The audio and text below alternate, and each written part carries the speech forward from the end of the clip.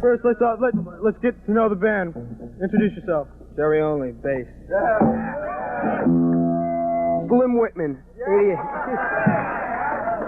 Oil guitar. Yeah. Bravo! Tell us, what are the Misfits' main influence? What are you guys trying to do? Well, I don't know.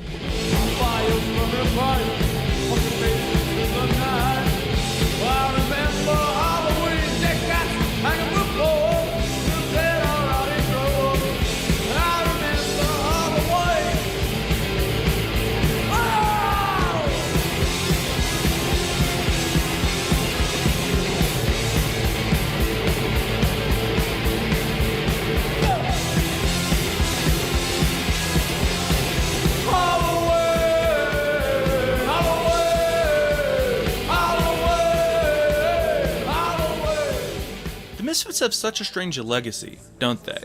They're a band who struggled to get any kind of momentum going, a band who rarely left the tri-state area in their classic years, and a band who initially couldn't even get their debut album released, to becoming one of the most iconic bands of all time thanks to their image, aesthetics, t-shirts, legend, their catalog of classic tracks, and a few choice covers by the likes of Guns N' Roses and Metallica.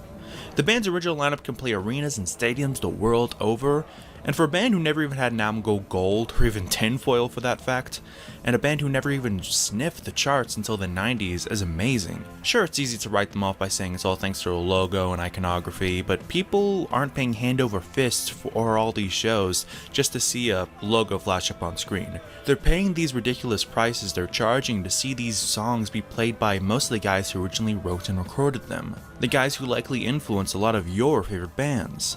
The original Misfits became a legend, a spooky mashup of the Ramones, the Munsters, and grindhouse horror. And they had Glenn Danzig, the guy from Guitar Hero. They birthed horror punk, less of a genre and more of a style, a slightly different flavor of punk. I mean, instrumentally, most horror punk bands aren't too different from their non-horror contemporaries. Lyrical subject matter doesn't really dictate genre. Christian metal isn't a genre, and neither is horror punk. Deal with it. But the tidal waves the Misfits started from their early sound, which can most easily be described as Elvis on crystal meth, to Rocky Horror Picture Show with more distortion, to straight edge Bela Lugosi core, to, dare I say, it's the Graves and Jerry Only on vocals era. We're gonna discuss all of it, and you're gonna enjoy it. At the very least, you'll enjoy it more than I will. So let's attend to some horror business and go through the discography and history of one of the finest bands to ever walk among us. This is the Misfits Retrospective. This one's for you, Jimbo. The band was formed in Lodi, New Jersey by frontman and at first keyboardist Glenn Anzalone, later Glenn Danzig in either late 76 or early 1977. I find conflicting reports, but I'm pretty sure it was 77. Glenn put together the band because of his, quote, hatred of everything. He hated what rock music had become, he hated the corporate rock of Journey, Styx, and Boston, and he wanted to rebel by forming his own band with his own macabre interests in mind, including, but not limited to, horror films and, Elvis. He shacked up with drummer Manny Martinez and bassist, not Jerry Only yet, but a woman named Diane D. Piazza, and guitarist named Jimmy Battle, who wasn't to last. Forgive me if I'm getting any of this information wrong, but information of the Misfits pre-Only is very scarce. Glenn got the name The Misfits from the feature film of the same name released in 1961, a western that is most notable for being Marilyn Monroe's final acting credit before sadly passing away. He said he picked the name because of how much of an outcast and misfit he felt like at the time. Manny introduced Glenn to Jerry Caiafa, I believe is pronounced, and would a short time later be rechristened as Jerry Only, after his name was misspelt on their first 7-inch, leading to him wanting to be credited as Jerry, only Jerry, and the name kind of stuck from there. He joined the band only a month after receiving a bass as a late Christmas present, and as I'm sure you're all aware, Jerry would be by far the longest serving member of the band, appearing on every record and show. I've seen some get mad at this because he's not even an original member, man. Which, yes, is correct, in the most technical of terms, which makes this poster kind of false advertising. But Diane D. Piazza was only in the band for a matter of weeks, long before the band became the Misfits as we know them today. And Jerry was instrumental in molding the band's style. He created the iconic devil lock hairstyle, and he along with his brother Doyle made a lot of the props and customized the guitars for stage use, helped finance the band by working in their family's machine shop, and even though Glenn wrote all the songs, Jerry and Doyle would help with arrangements and stuff like that, and apparently wrote a small portion of the riffs, if Jerry's to be believed. So I think calling Jerry an original member is honestly a fair statement, if not completely true. Lest we forget, Jerry is one of the best bass tones in all of punk rock, despite not being an amazing player himself. Less than a month of rehearsals later, the Misfits played their first ever show as a three-piece in April of 1977 at the legendary CBGB's at 4 in the morning to, quote, a handful of our friends and a bunch of drunks. In summer of 77, they went into the Rainbow Studio in New York City, and these sessions yielded the song Cough Cool and She. Other songs were apparently recorded, but only those two were ever released, unfortunately. The Cough Cool single is a really odd listen, and the best way I can describe it is spooky doors, with some jazzy inflections from the drums and bass. It's a fascinating nugget of punk history. The recording quality is ass, but adds to the allure of these songs.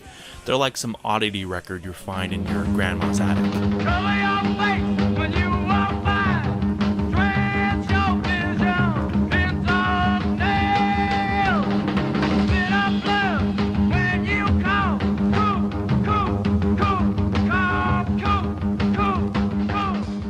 Both Cough Cool and She will later be re-recorded and added to later releases, sounding more stereotypical Misfits. She would find its way onto the full version of Static Age and Legacy Brutality, and while I love both versions, I prefer the original. Jerry's bassline is more prominent, and I think Glenn's vocal performance is just a tad bit better.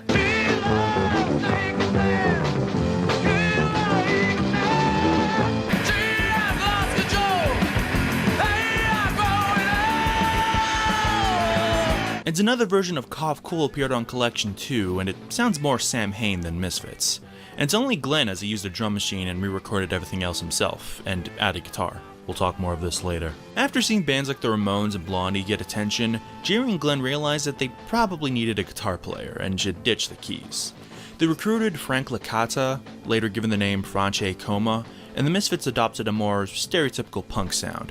A short time later, Manny Martinez was given the boot for his unreliability, and Jim Catania, or Mr. Jim as he was credited, took his place. And with this lineup, they recorded their very first album that laid unreleased for nearly 2 decades. Static Age was in a lot of ways pretty groundbreaking. It was something that people didn't, now people get it, but back then nobody understood. We took it to Sire Records, who was doing the Ramones. We took it to Chrysalis, who was doing Generation X and Blondie, and they didn't get it. And it's great that all the stuff that I've done has lived on, and it's got a life of its own. It's great. Especially since all the labels back then said, you guys are terrible, you suck, you'll never make it. And I'm like, oh, I disagree, but you know.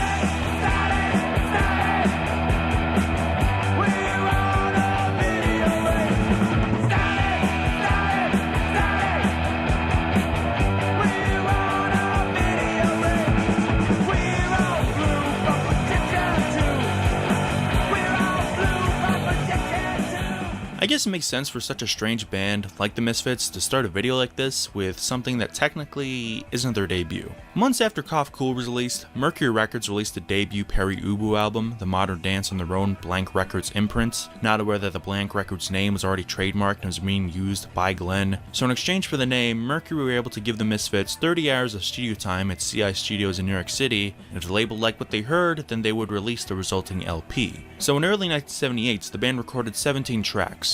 Though, due to time constraints, we're only able to mix about 14 of them. Mercury, along with every other label, passed on the album, and the band would eventually release most of the songs through singles, EPs, and compilation albums. But the album itself was the holy grail of punk lost media for many years, until the mid-90s when Jerry was able to get the rights to these recordings from Danzig. The original 14 songs that are already mixed were included on the Misfits box set in 1996, but in 1997 the entire session of 17 songs were mixed and remastered for the sake of consistency, and released on Caroline Records. Fun fact, Minor Threat guitarist Lyle Pressler, who would briefly be a member of Danzig's post-Misfits band, Samhain, who at the time worked at Caroline Records, and producer Tom actually had to bake the original tapes in an oven to preserve it just a little bit longer since it was almost completely destroyed, and it completely disintegrated as soon as it ran through the remastering equipment and onto a hard drive. There's some alternate versions of Bullet and Spinal Remains still missing, but considering we were this close to losing one of the most important releases in all of punk rock, I think we'll live despite the loss of those tracks. And it's such a shame that it was never picked up by anyone when the band originally shopped this record around in '78. This album reads like your greatest hits, so many classic tracks. And it's honestly my all-time favorite Misfits release. The fact that every label said no to releasing a song as iconic as Last Caress is mind-boggling. Sure, it's edgy, but Rampant Infanticide has never been this catchy. It deserves all the accolades it has received, and as much as I love the Metallica version, their cover was the first time I ever heard the song, you just can't beat the original Misfits concoction.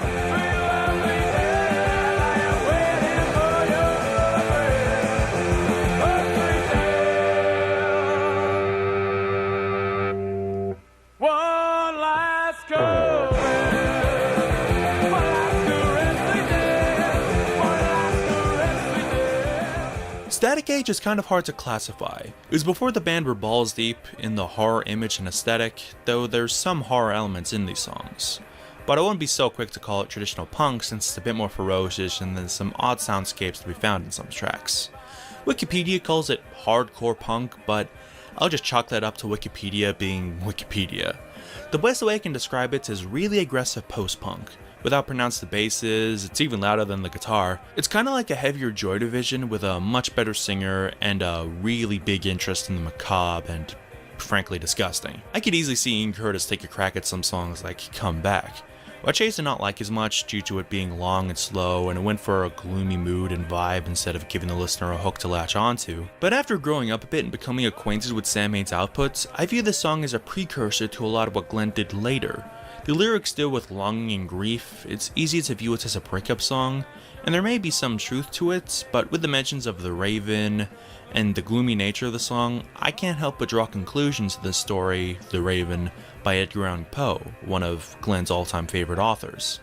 And with the metaphors the song deals with, it can be applicable for so many things in life relating to the loss of someone or something. I also like the subtle bass lines where Jerry really gives it his all, and it's all the more impressive when you remember the fact that he'd only been playing for like 10 months total when this album was recorded. I wish Jerry kept improving throughout his career because after Static Age, he had a bad habit of just boringly playing the root note ad nauseum, but he used to be way more adventurous.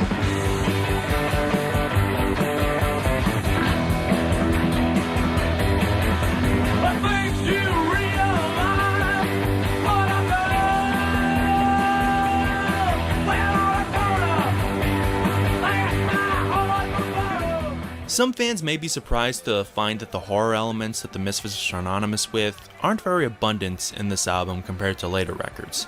Sure, there's a lot of edginess and darkness in this album's subject matter, but that's mainly due to Glenn's interests. He loves horror and the macabre, and that's always been his go-to when it comes to writing lyrics. And even songs like Last Caress, with its mentions of rape and murder, and Bullet, a song gruesomely about the assassination of JFK, yes, they're very disturbing, but it's more irreverence than horror. I think it shares more with songs like John Wayne Was a Nazi by MDC than a song like Halloween 2, for instance. I mean, Bullet has this line. That isn't scary. That's just fucking hilarious. But there's a handful of songs about scary stuff. Teenagers from Mars was almost a single and was likely written about the film Teenagers from Outer Space or Invaders from Mars. TV Casualty is about being a complete slob with square eyes glued to the television and its effect it can have on you. But the most horror this album gets is Return of the Fly, unmistakably about the film starring... It's funny that Glenn made the song specifically about the less remembered sequel instead of the original classic everybody remembers. Or remembered until David Cronenberg pulled a John Carpenter and made his remake the definitive version for many. I imagine he did it so the hook would work better phonetically. I also love the ringing guitar strings in the verses and how Jerry moves between the roots with a simple but effective fill. This song is the blueprint for much of the Misfits material to come later, and I love it.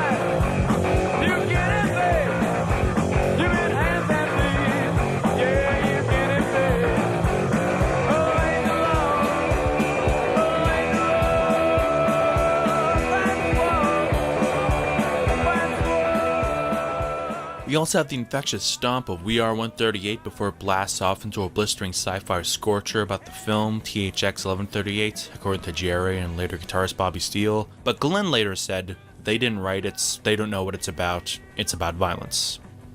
Okay, Glenn. It also has this hilarious 2-note guitar solo, I love it. Though my favorite off the record and my favorite Misfits song period is Hybrid Moments. It's one of the more personal songs Glenn ever wrote in the Misfits. Some have said that it's about the film Alien, which might make sense at first, but this song was recorded in January 1978 and was likely written much earlier. And the first Alien came out in 79, so I'm not sure about that. I believe the creatures rape your face line is metaphorical. I think the song is more about how people will withhold their emotions for whatever reason, and never let their feelings out, and if they do, it's in short bursts. The opening line says it all. If you're gonna scream, scream with me. Moments like this never last. And it's true. We've all been in situations with people we care about, letting our guards down and acting like goofballs because it's fun. And it can be a great bonding experience. It's one of few, and when I say few, I mean very few, feel-good songs Glenn ever wrote. Now that I think about it, it might be the only one. Glenn isn't exactly the happiest guy most of the time. I love his joyous performance, his longing croon, and to die for melodies. They work so well against the cacophonic walls of power chords and root notes behind him. It's simply put, 1 minute and 42 seconds of pure bliss.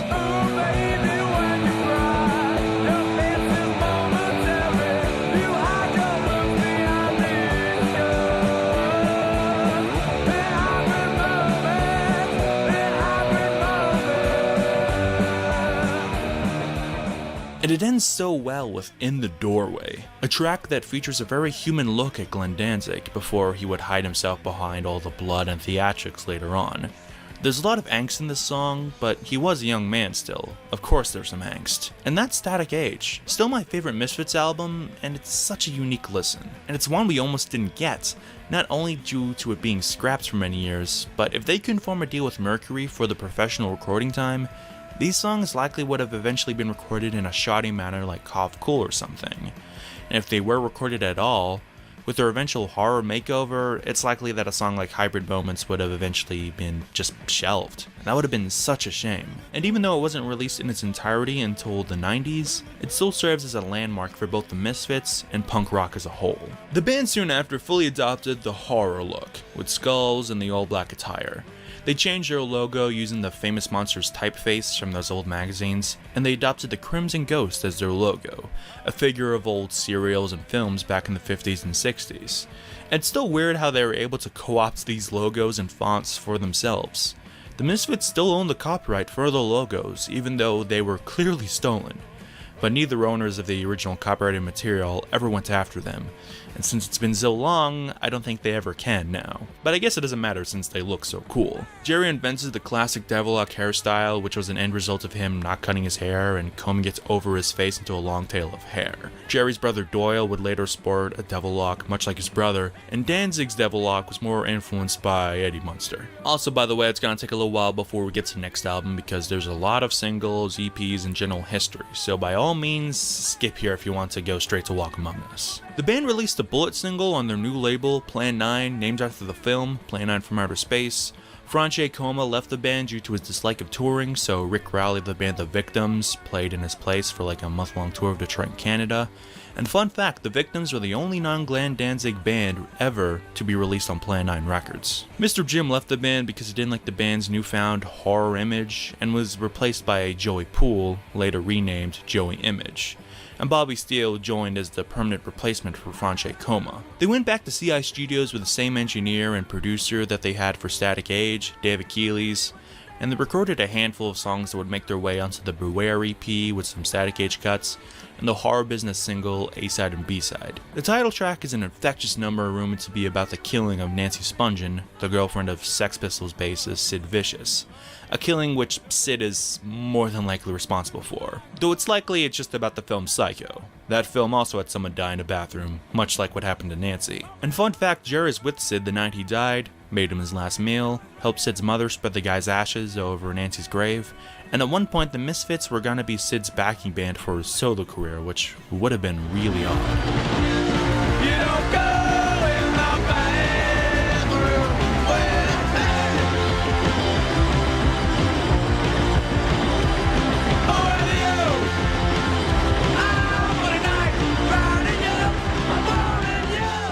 The band recorded 3 songs for the Night of the Living Dead single. The A-side would later be on Walk Among Us, but one of the B-sides, Where Eagles Dare, is one of my all-time favorite Misfits songs, with one of the best hooks in all of punk rock. Also around this time, Bobby Steele got too drunk in the Mud Club in New York City and puked all over John Lennon's feet. I just think that's funny. The band opened for the Damned at the Hurrah Club, and before the show, Jerry talks to Damned frontman Dave Vanian about supporting them for a tour in the UK. So the band did what they could to get ready for the UK tour, though Jerry's dad funded the trip, only to show up to Dave Vanian's house to be met with a resounding, "Oh, you guys are serious?" The Damned did what they could. They added them to the bill of the tour they were doing, got them some gear to use, but after their first show, they walked from the tour because they said they weren't getting paid enough and the instruments they were given were pretty bad. Which, yeah, that's kind of lame with the Damned, mainly their management.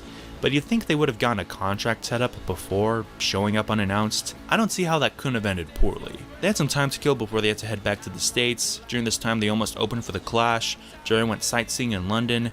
Joey Image was having drug withdrawals. And Bobby and Glenn went to see the Jam at the Rainbow, got into a fight with a bunch of skinheads, and were then arrested, spent 2 nights in Brixton jail where Glenn wrote London Dungeon, which would later appear on the 3 Hits from Hell EP. It's such a spooky song with a demented riff and tons of atmosphere. One of the best Misfits cuts.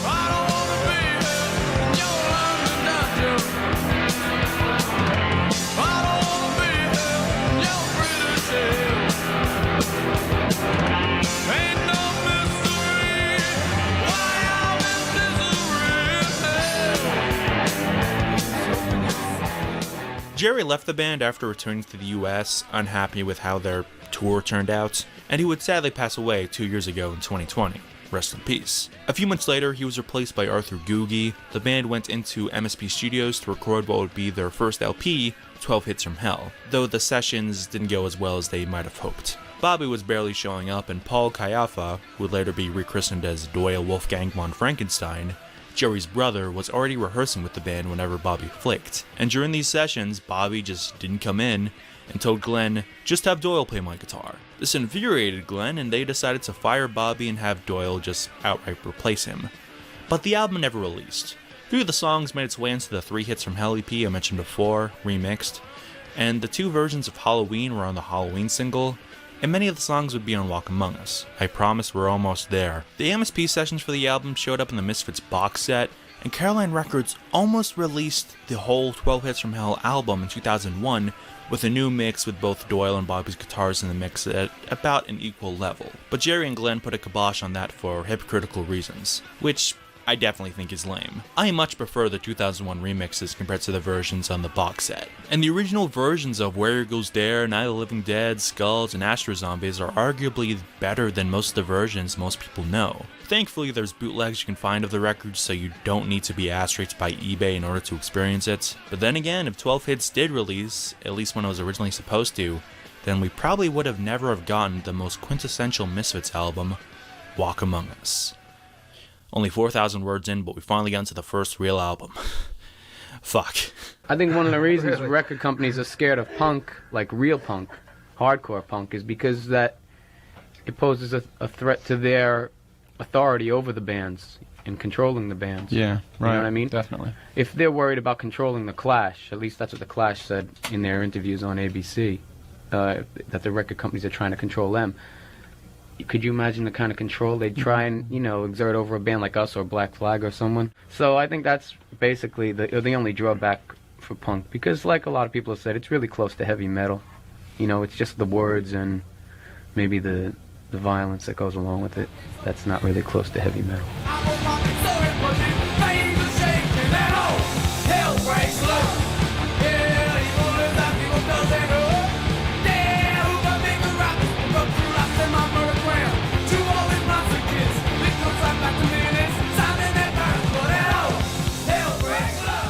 Now, if you're looking for the quintessential Misfits album, or jumping on points for the band, then look no further than Walk Among Us. Released on Slash Records imprint, Ruby Records, it may not be my favorite, like I said, that honor belongs to Static Age, but a Static Age was the Misfits in a very primal state, before they worked out their sound and image, and it wasn't as accessible.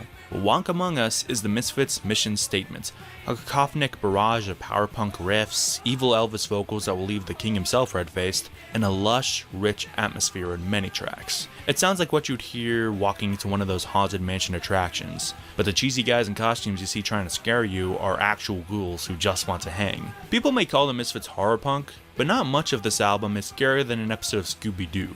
And I don't mean that as an insult, it's such a fun time. Walk Among Us is the album equivalent of putting on the best B-movie you've ever seen with your friends with a case of beer and snacks. It's such a fun party album. I turned into a Martian reads like a classic body horror flick that unfortunately doesn't exist.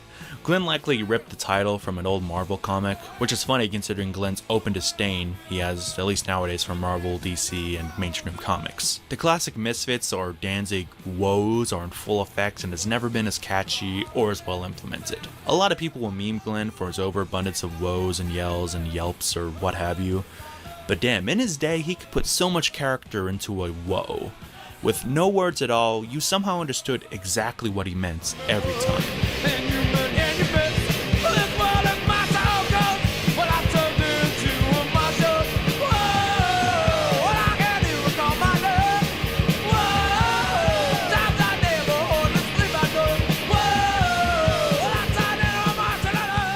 Mommy Can I Go Out and Kill Tonight is surprisingly enough a live version recorded at the Ritz, but it fits in well considering how notoriously sloppy the band were live in those days. But they played well. You even hear a little bit of London Dungeon at the end, but not the whole song, which is kind of a shame because, that song rules. But it probably wouldn't fit too well on this record, so I guess I get it. Night of the Living Dead, I'm convinced, is just 90% woes and incomprehensible yelling, but I love it regardless. Funnily enough, it isn't specifically about the film, but zombies in general, which is still cool. Vampira has this really cool droning, dissonant thing going on. The lyrics about Vampira, and also Plan 9 from Outer Space, and the band had such affection for this film that they not only named their label after it, but on one occasion they screened it before a performance once instead of having an opening band. Nike A Go-Go has this killer groove with the drums and minimal guitar and bass during the verses. It takes its name not from the shoes, but from the goddess in Greek mythology, and the Nike missiles used during the Cold War. But in the song they use metaphors to make it about a girl who'll make you explode. A song that in my opinion is likely too catchy for its own good is Skulls. The hook is so hypnotizing and it draws you in with a trance. It's one of few Misfit songs where you clearly understand Glenn's lyrics as he is properly singing intelligibly for once. He's singing lustfully for your skulls without even a little bit of irony, and I love it. The blood drains down like devil's rain, we'll bathe tonight.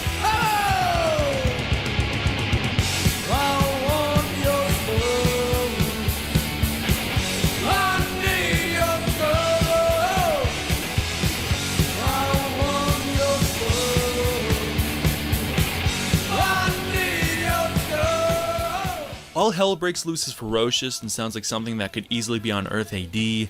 Devil's Whorehouse is this churning riff. Glenn sounds like a mad conductor, and it has this weird percussion thing going on in the left channel throughout the song. It's odd, and as soon as you notice it, you can't unnotice it. Kinda like the Bongo Man in September by Earth, Wind & Fire. Maybe I'm just an idiot who never noticed, but Heat Breeders is a pounding track that'll make your heart skip a beat during that lovely pre-chorus, and much like with We Are 138, it has a quite frankly fucking hilarious two-note guitar solo. But my oh my, Astro Zombies is probably the crown jewel of this album.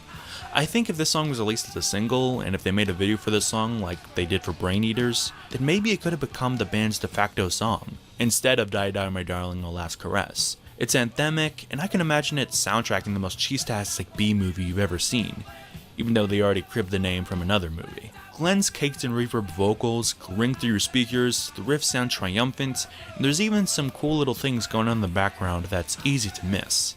But they make the song even better. There's a ton of overdubbed guitar and vocals, it's produced so well, and damn, I just can't get over how good it is. I mean, this could have easily been a big song for them.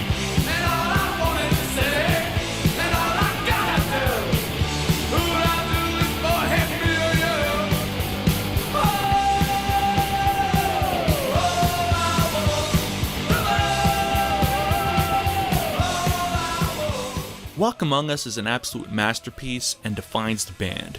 I may like Static Age more personally, but they weren't as focused on that album, and it doesn't flow as well as Walk Among Us. Not even close.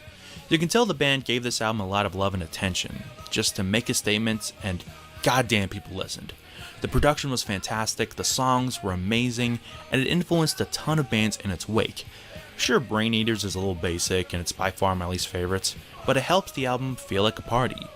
You can't have a bad time when listening to that song. This album is an absolute masterpiece, and you could totally see why it's so many people's favorite. After Walk Among Us, the band released the live EP, Evil Live, which later in 1987 was released as an LP with more songs.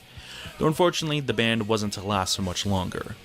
Glenn was growing dissatisfied with Jerry and Doyle's stagnation at their instruments and their lack of time to practice due to them working at their dad's machine shop. And he said that if they both practiced more, then the Misfits likely would have never broken up, as he wants to go into a more metal direction rather than stay in the punk thing that they had been limited to due to Jerry and Doyle's lack of prowess at their instruments. And on top of that, they're going through a bunch of problems with drummers. I mean, it was just a hot mess. Danzig felt like he was being held back by being in the Misfits. By this point, he had already released a solo single, Who Killed Marilyn, so you could tell not all was well in Misfits land. And after a Halloween show in Detroit in 1983, which by many accounts was a disaster, their drummer, Brain Damage, was too drunk to play and was escorted off by Doyle. In a Darth Vader manner. And Todd Swalla from the Necros finished their set. Glenn announced it would be the band's last show, but 2 months later, Plan 9 released what was thought to be the final Misfits album, made up of material that they had recorded before the band had broken up. What about your record coming out? What about it? Tell these people about it. People out there want to know about your record. Well, we got a new album coming out called Earth AD. Now, you don't like Earth AD, correct? I don't like Earth AD, no. And why is that? I just think there's a lot more going on there that no one ever got to hear. The way I like to do records, I like to add stuff in there and give them all layers and textures and stuff.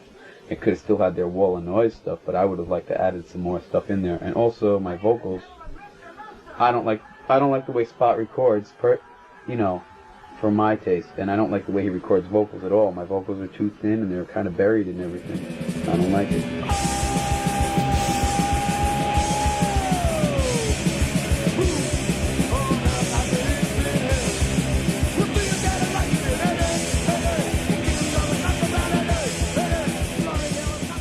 Now, Earth AD is a transitionary album.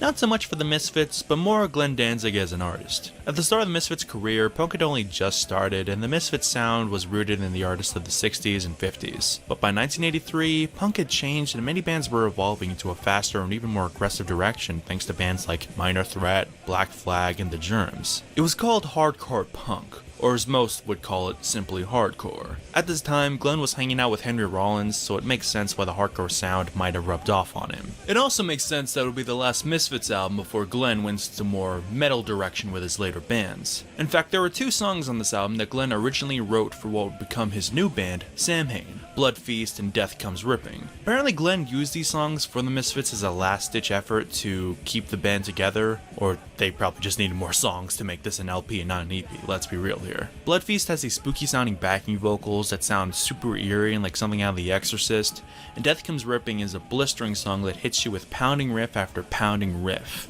Doyle is playing his guitar like a jackhammer and has this funny little attempt at a solo in the last chorus with a whopping 1 note being played ad nauseum, but still, the song is amazing.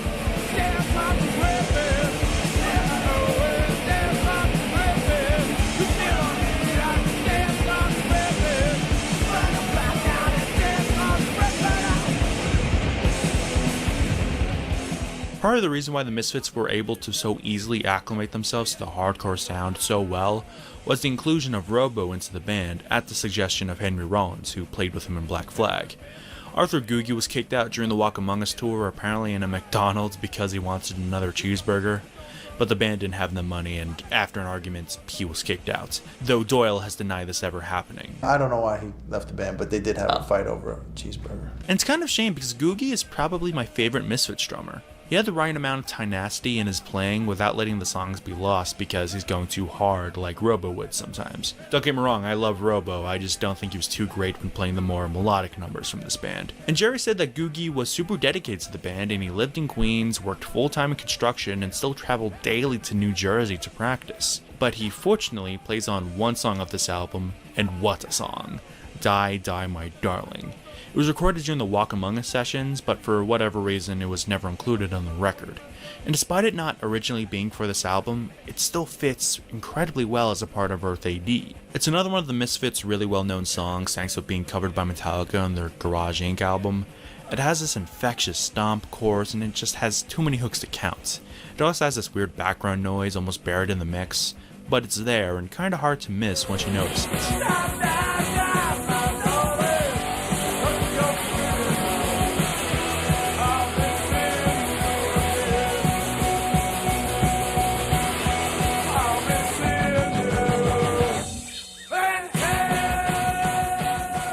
Glenn is famously not a big fan of this album. He said he didn't like Spot's production, the lack of overdubs and texturing, and how thin he thought his vocals sounded. And I can understand that. I remember not liking this album at all when I first heard it when I was like 13. My baby years had only just graduated from listening to more than just pop punk. And the main thing I liked, and still like about the Misfits, were Danzig's vocals and the melodies. And this album didn't really do that. It was kind of an outlier. But I failed to realize at the time, and what Glenn probably didn't consider, is that Spot produced this album like a hardcore album, which is what he did for most of the albums he produced around that time. If Glenn didn't want that, then maybe he should have gotten someone else to produce it, or just produced it himself. And honestly, to me, this album reads like a 21-minute song. It's really hard to pick out individual songs because they're all like puzzle pieces. When you put them together, you get the big image of Earth AD, or Earth AD Wolf's Blood. I never understood the naming thing with this album. I mean, it only says Earth AD on the album cover, so I don't know. And speaking of Wolf's Blood, the half title track is maybe the most ferocious Glenn has ever been on record. Which makes sense, because this song is about the transformation of a man into a werewolf. Not that he could tell what Glenn is saying anyway without reading the lyrics. It just sounds like a rabid dog going mental.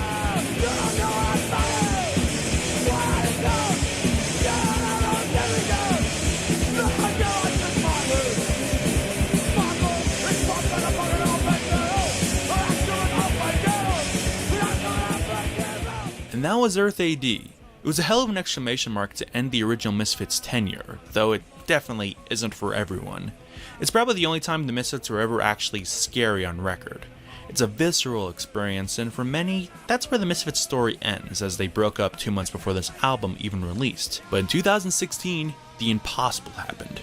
Jerry Only, Doyle Wolfgang von Frankenstein, and Glenn motherfucking Danzig reunited at Riot Fest to the shock and awe of many. What was supposed to be a tense legal meeting about the band turned into a full-blown reunion somehow. Which is so weird because Misfits reunions have been on the table many times over the years, but Jerry and Glenn would butt heads and it just never transpired. And I never expected it to happen. Without both those guys that talk about each other, I thought a Misfits reunion was nothing but a pipe dream. I'm not doing a reunion with him.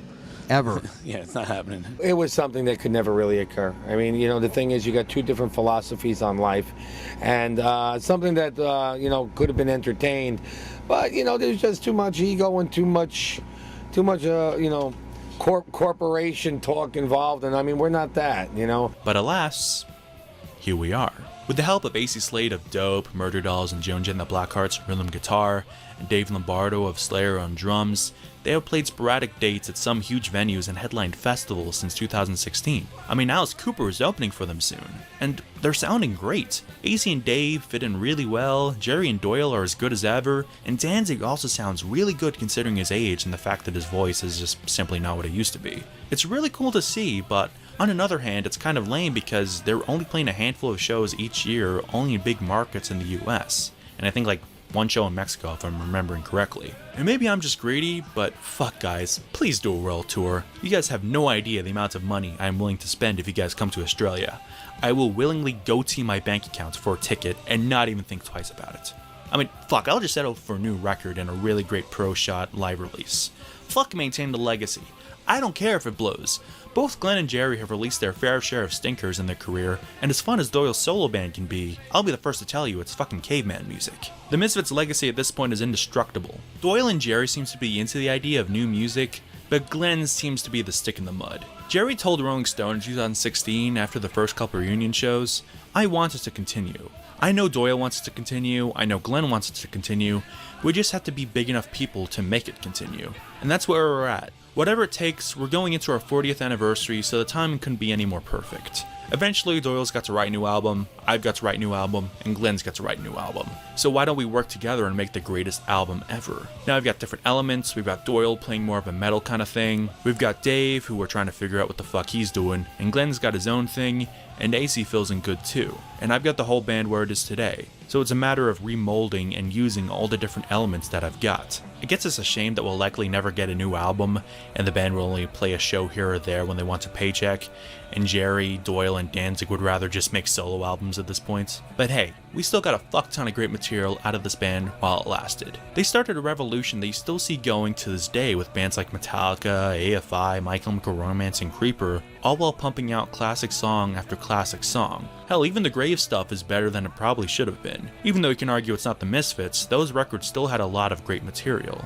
And the Jerry only on vocals era, it sure exists. But if nothing else, Jerry kept the band alive over the course of decades, and you can tell he was doing it for the right reasons. He has a lot of fun performing for the fans, despite the quality of the records he sang on. We've had this band for 45 years at this point, and if nothing else, they've nearly always been a fun time. Like a really great comfort horror flick that you love to watch whenever you feel like it. They carved a legacy of brutality in the stone of rock and roll, and we will continue to feel their influence for many years to come. Where's the bad kids in this show? Where's those kids that are scared of me? Where's those kids that are scared? Is it that? You guys want a poster? I only eat bad kids. You guys look good. That's not gonna work.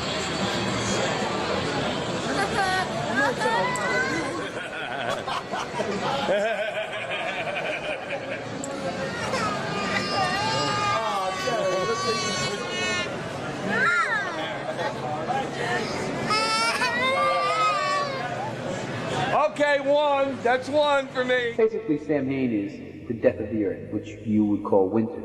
Everything dies. The earth dies. So it can prepare for the next coming. It's a very significant season, whereas the Christians have taken that away. And I think there's a feeling I've always gotten at Halloween time. It's a feeling that just snapped me right up. It's just something that I really enjoyed the feeling. It's something in the air. And you can smell it almost. You can almost touch it, reach out and touch it. And that's that feeling that I like. My favorite time of the year is the Halloween, the Samhain.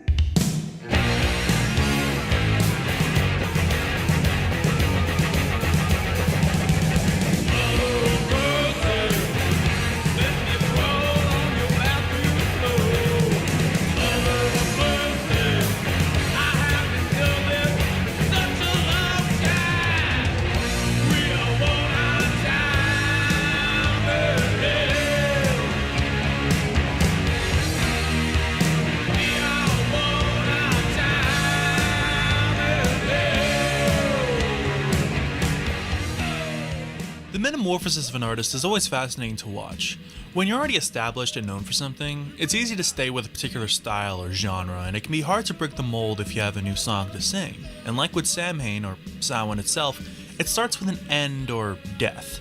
It could be of summer, or it could be of a cult punk band. If you know Glenn Danzig as a musician, not a meme, I'm sure you know of the Misfits and Danzig itself. The former with its buzzsaw, guitars, and almost nursery rhyme melodies, to the latter's blues-inflected hard rock, catchy hooks, and dark aesthetic. But you may be unaware of the grisly and macabre middle ground of Samhain, a band that existed for only a few short years. And even if you are aware, you may not have even heard much of their output, since the only legal way to listen to their music is to sell a kidney or two.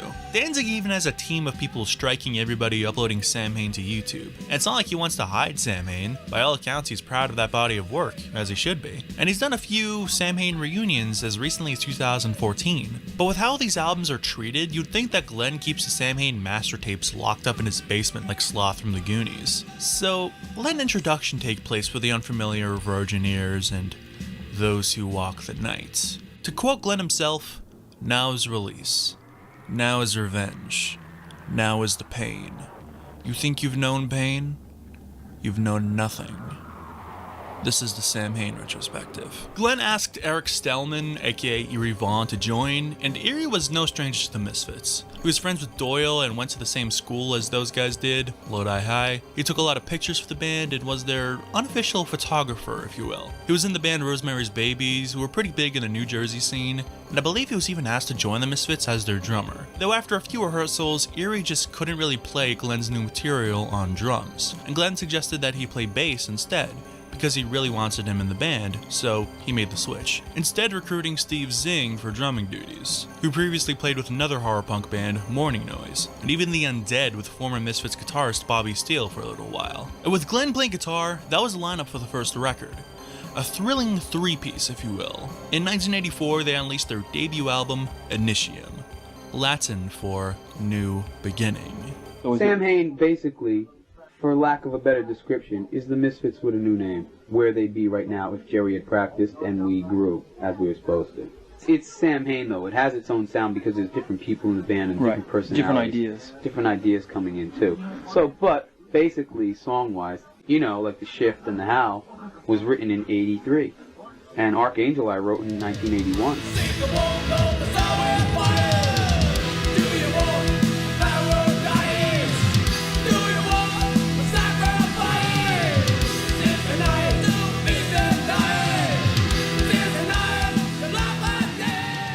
I cannot put into words how confused I was listening to this album after properly getting into the Misfits and Danzig.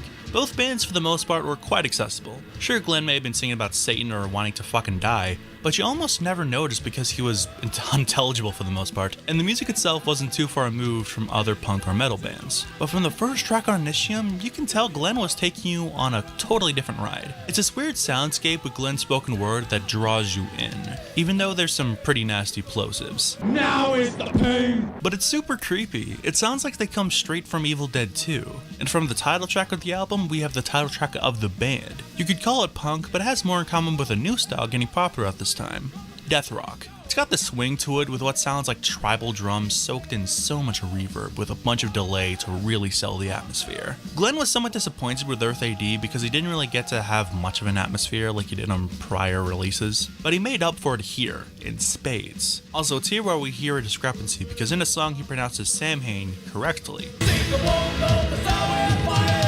but in interviews, he pronounces it the anglicized way. Eerie Vaughn is the bass player from Samhain. This might piss off the few pagans who listen to this kind of music, but it doesn't matter much to me. The sense of elevation continues with Black Dream because it's not too dissimilar from something the Misfits might do. The riffs are cutthroat and it's as catchy as the plague with the addition of spooky synths, and with lyrics about a succubus, you get to the essence of Samhain, in my opinion.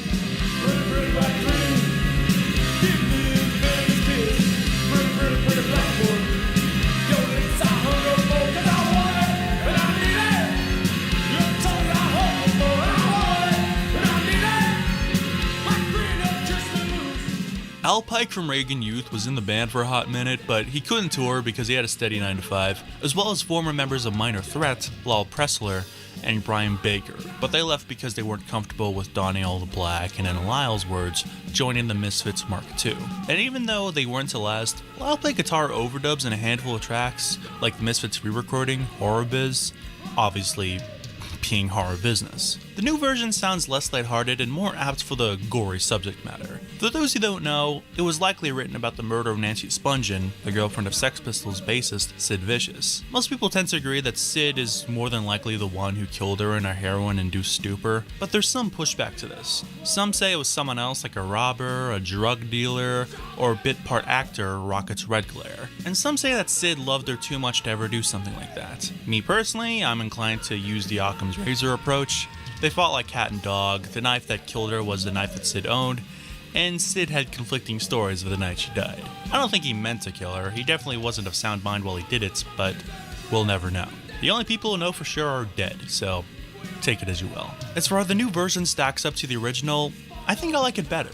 I love both, but this version is more tense and unnerving with the drums and the way Glenn hammers the main riff in the verse. I also love how lush it sounds in the chorus with all the guitar overdubs. I think it fits better as a Samhain song than as a Misfits song, but you really can't go wrong with either.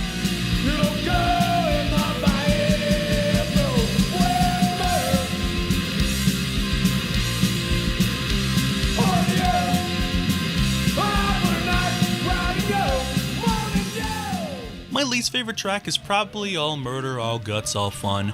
It's by no means bad, and I do enjoy it. I just don't think it fits too well. It sounds like an early Misfits song and sticks out a bit with its goofy lyrics and sing-along chorus compared to songs about the occult and macabre. Like the song Macabre. It's slow and driving with these ghoulish backing vocals and disturbing church bells. And I love that it stops for a solid 5 seconds in the middle and then starts up again without missing a beat.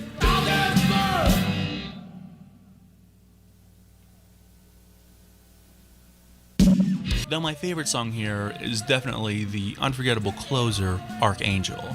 It might be my favorite song Glenn has ever written. It's that good. It was originally written for either The Damned or Damned frontman Dave Vanian in 1981 when there was a possibility of him leaving the band to go solo, or it was just going to be a Misfits song with his famous baritone included. Unfortunately, or maybe fortunately, it didn't happen. I would have loved to hear Vanian take a crack at this song, but Glenn's performance doesn't leave you wanting. The song is about an archangel coming down from heaven to unleash hell on earth. And here I thought it was a ballad originally. But it has a quality, something about the production, the way Glenn sings it, makes me feel a sense of sadness for the forthcoming apocalypse. I guess it's a song to listen to when you're sad and pissed off and want the world to burn. I don't know what that says about me though. I love the bass in this song. One of the few things Al Pike did before leaving the band was record bass for this song, I suppose. Also the post-punk riffs, the huge sound, and those eerie backing vocals, or whatever they are. At points it sounds like growling from a demon. Fitting, I suppose. It's just such a lethal cocktail. One of the all-time best, if you ask me.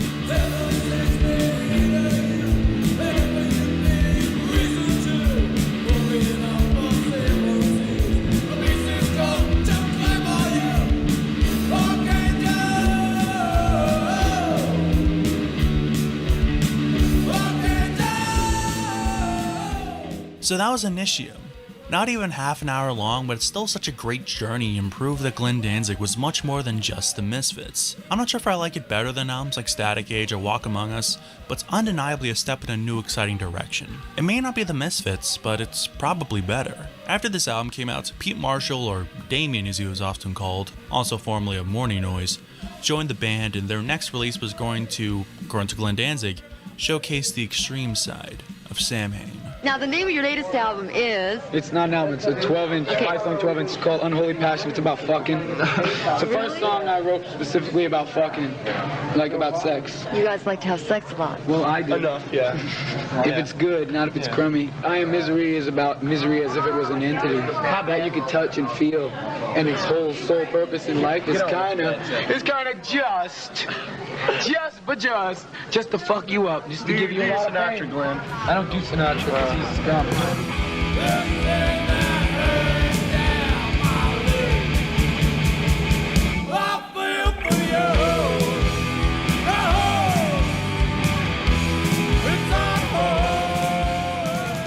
It wouldn't be a Scoop to Mid's retrospective without some stretching of the rules. I don't usually include EPs, I try and keep it to full-length releases, but this band doesn't have the most prolific output, so I may as well include their one sole EP, Unholy Passion. Besides, the next full-length album after this is called Samhain 3. The band themselves consider it a substantial chapter, so why not include it? Unholy Passion is by a large margin the band's least accessible release. I mean, look at this cover. I can't even show it uncensored. Safe to say, this is not a good jumping on point if you want to get into this band. The records that came previous and afterward are much easier on the ears, but this record can be very rewarding if you stick with it. Many songs forego conventional song structures, hooks, and riffs, instead relishing in its dissonance in more ways than one. To quote Yuri Vaughn, who really came into his own on this record in terms of his bass playing, in his book Misery Obscura, which I tried to get a copy of for this video but I refused to spend $30 on an ebook, it's a departure from our first release, more underground, more tribal, a step back further into darkness. I mean, Christ, Misery Tomb is just this low-toned synth while Glenn screams in what sounds like agony. while Agony or Orgasmic Bliss. I Am Misery is downright demented. If I had to imagine what hell sounds like, I imagine it wouldn't be too far off from this. Its soundscape is tremendous, and Steve Zing's drums are so tense and build the atmosphere in a frightening way.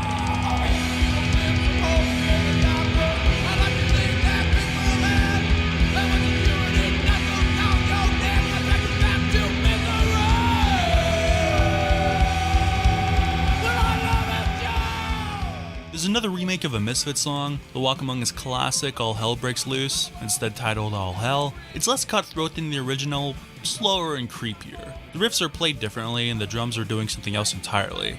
I especially love how the fills swirl around the left and right channels if you're wearing headphones. I probably prefer the original still, but this version is also great. The title track shows off Glenn once again being a horny son of a bitch, outright singing about his dick, but it works well with the vibe of the song. He's probably singing about fucking whatever is on the album cover. It's about 1,000,000 times better than whatever he tried to do in Danzig V, but then again, most things are much better than Danzig V. The hungry end is fast and ferocious with its droning riffs and more simplistic, minimal verses until the band unleashes hell with the chorus, though Moribund is my favorite. It has such a great swinging beat to it, like an old rock and roll song, and it's quite catchy compared to other tracks on this EP. I also love the weird additional percussion and how mesmerizing it sounds. It almost sounds like too nice of a song to be about being in a state of dying.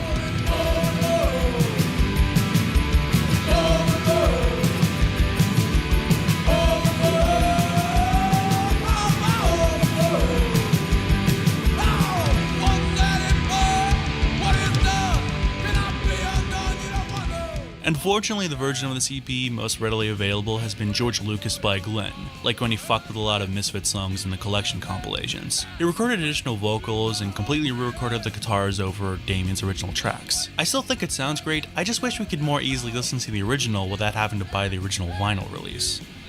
Thanks, Glenn. After Unholy Passion, Steve Zing unfortunately left because things weren't moving fast enough for him. He was replaced by London May. Satan was cast down with his angels to earth, and God gave Satan earth as his dominion. So in other words, if you believe in the Bible, as all good Catholics do, you must also understand and accept the fact that this is Satan's planet. God has given this to Satan as his dominion to do what which he will. And basically Satan is here to put you through the ringer.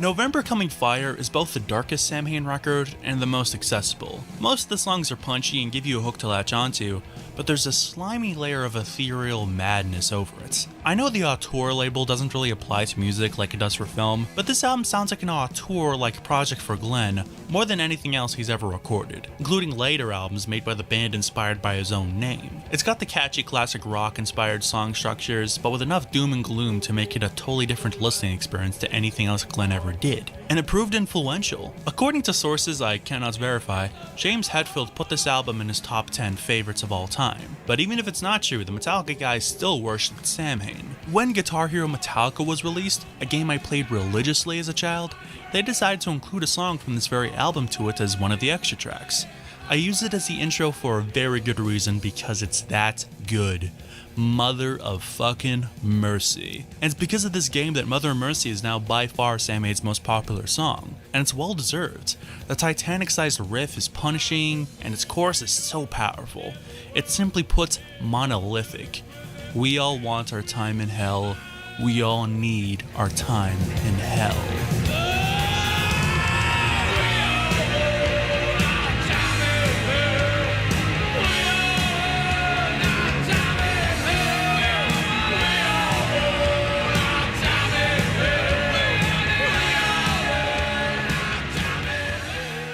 Birthright has these tribal sounding drums that blend with the additional percussion and these synths that sound like church bells. And fun fact, the drums in this song and nearly half this album were recorded by Glenn because London May, their new drummer, to quote him directly, was scared shitless. Overall, this album is by far the band's most friendly to newcomers. Unlike Unholy Passion, there's no playing with abstract ideas like Misery Tomb, and the production is more well defined when compared to Initium, leaving nothing lost in translation. Not to mention we have more straightforward songs, or at least straightforward for Samhain, with cuts like Let the Day Begin or the almost title track November's Fire. Hell, there's even a ballad. Granted, maybe not the most traditional ballad with its macabre atmosphere, but if it isn't a ballad, I don't know what else to call it. To Walk the Night is a song about loneliness, longing, and destruction. I love its synths and its haunting sounding backing vocals. It reminds me of something from the Edward Scissorhands soundtrack, or something else Danny Elfman might do.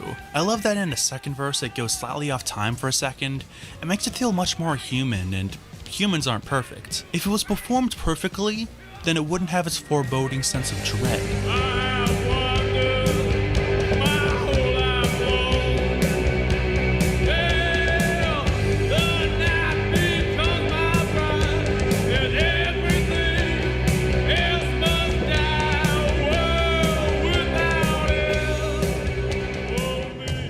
But don't get the impression that this album is super commercial. It's still Samhain. We still have lingering elements of the extreme side of the band that we heard on Unholy Passion, especially by the end. Kiss of Steel sounds like something that could have been on Earth AD. Unbridled is a dissonant piece of nervy post-punk. It sounds like a song with everything but the kitchen sink. It's really intense with demon growls, walls of reverb, and slight industrial instrumentation. And the final track, Human Pony Girl, is about the domination of a sexual conquest, with not so subtle references to BDSM. It's the longest track, almost 5 minutes, and it has this very deliberate repetitive groove that never lets up throughout the track length. Hell, even when Samhain once again re-recorded one of Glenn's old Misfits songs, they chose one of the more esoteric cuts of the band's tenure, Halloween 2, a sequel of sorts to the original Halloween. The lyrics are made up of almost entirely non-standard Latin, and it retains the same chorus, but it's slower and moodier. In fact, I used to not like the original Misfits version at all because I heard what Samhain did to the song first, before the original. And it's almost a completely different song. It's even slower, it's groovier, the atmosphere is overpowering, and the biggest improvements, in my opinion, is Damien's fantastic take on the original riff. It's doomy, and the pinch harmonics makes what's kind of simplistic into something really special. I've since grown in appreciation for the original Misfits version, but the Samhain version is miles beyond what Glenn's former band could do.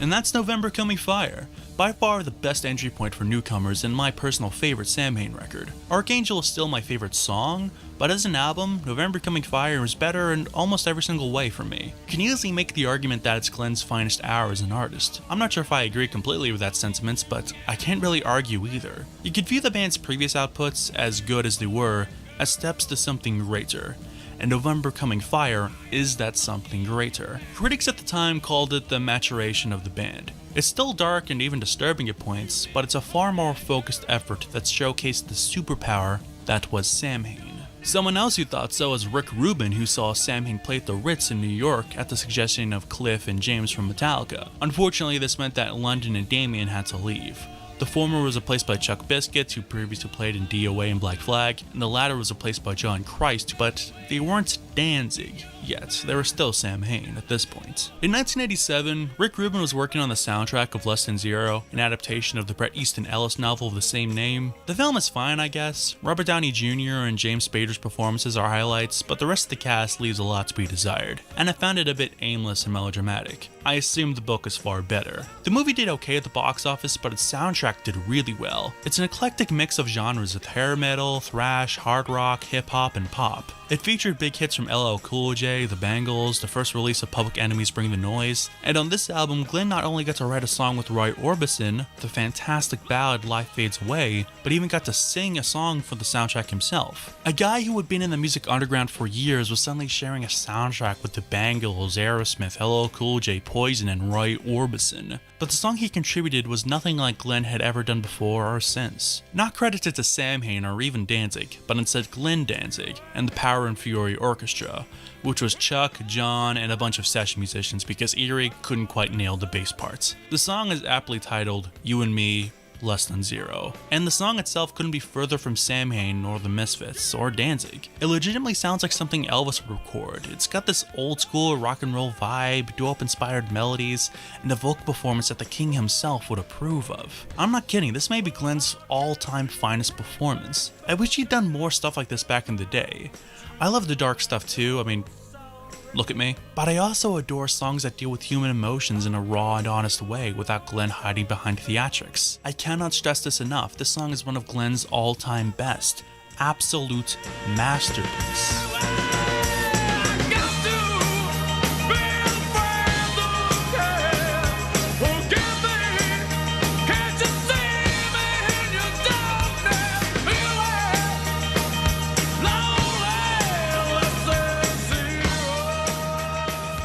But Samhain had one last gasp left in them. Before they signed to Def Jam, they were recording some material for their next album, tentatively titled Samhain Grim.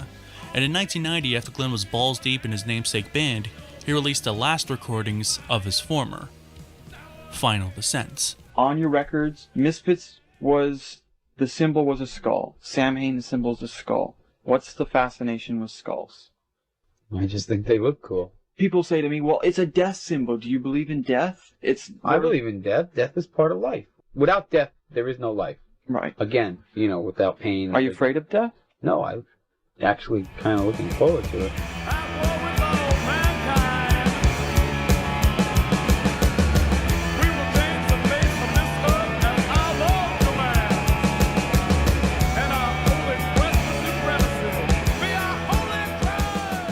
To put it very simply and kindly, Final Descent is a non-essential listen. It's not bad, far from it. I don't think Glenn did anything bad until the incident, but this is a slapdash effort. The original pressing, in fact, was half made up of the entirety of Unholy Passion. The version I'm listening to for this video is a version released on the Samhain box set, which I'll buy one day when the bank approves of my loan. The 4 new inclusions for the box set are demos that were recorded before London May was kicked out and before John Christ joined. So Glenn once again is playing guitar. One of the songs is another version of the track Lord of the Left Hand, which is a good track and all, but it's telling that Glenn had so little material to work with that included the same song twice. And it's the far worse version too. The guitars sound worse than the amps I owned as a very young child, and the 3 others are tracks that would end up on future Danzig releases. Possession and Twisted Cane, which are neat but won't blow your mind if you heard the Danzig versions, and an Elvis cover, Trouble, which is damn cool with its keyboards and moody vibe. I probably like it better than the version on Thrall-Demonsweatlive.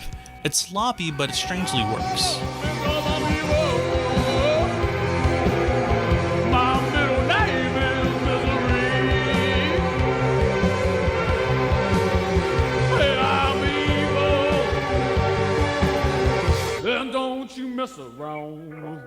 One thing that really sucks about Final Descent, other than the obvious demo quality to be found, is that we hear some really cheap-ass drum machines for nearly half the album. When Glenn was putting this release together in 1990, he was still on the outs with London May, so he just got rid of his original drum tracks and didn't even bother at least replacing them with drum tracks he or Erie recorded, like he did with the many tracks in Collection 2. Erie's a damn good drummer, and Glenn showed he was capable on the tracks he recorded for November Coming Fire, but I guess he was too cheap and or too lazy to actually record new drum tracks, unfortunately. It's such a shame. Night Chill is a cool instrumental with a neat atmosphere, but it's almost ruined when you hear R2-D2 come in on the drums. Descent is great, but the main drum part sounds really awkward and clicky, and Lords of the Left Hand is missing this groove you can tell it originally had when an actual human was on the skins. It sounds anemic, and it really brings down what could have been an amazing song. But on the bright side, there's one song on this album that features both John Christ and Chuck Biscuits.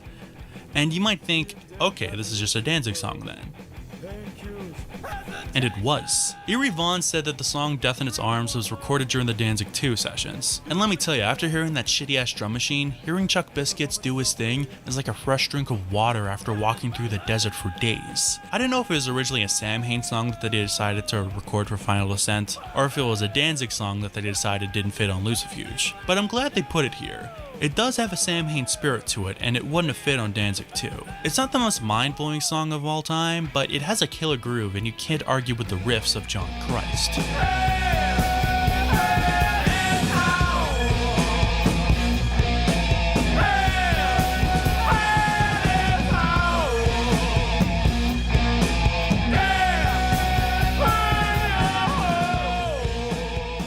Final Descent isn't the greatest swan song fans could have hoped for. It's incredibly uneven, and despite a few choice cuts, I can't really recommend it. This is only an album you should listen to if you've already heard the previous records and just want another taste, but keep your expectations at a reasonable level. This is more of a compilation odds and ends release than a proper album. In fact, you can easily make the argument that I shouldn't have even included Final Descent in this video. But that was Samhain. Yes, Danzig was basically Samhain since it was the same members as the band's final lineup, but they underwent such an extreme transformation.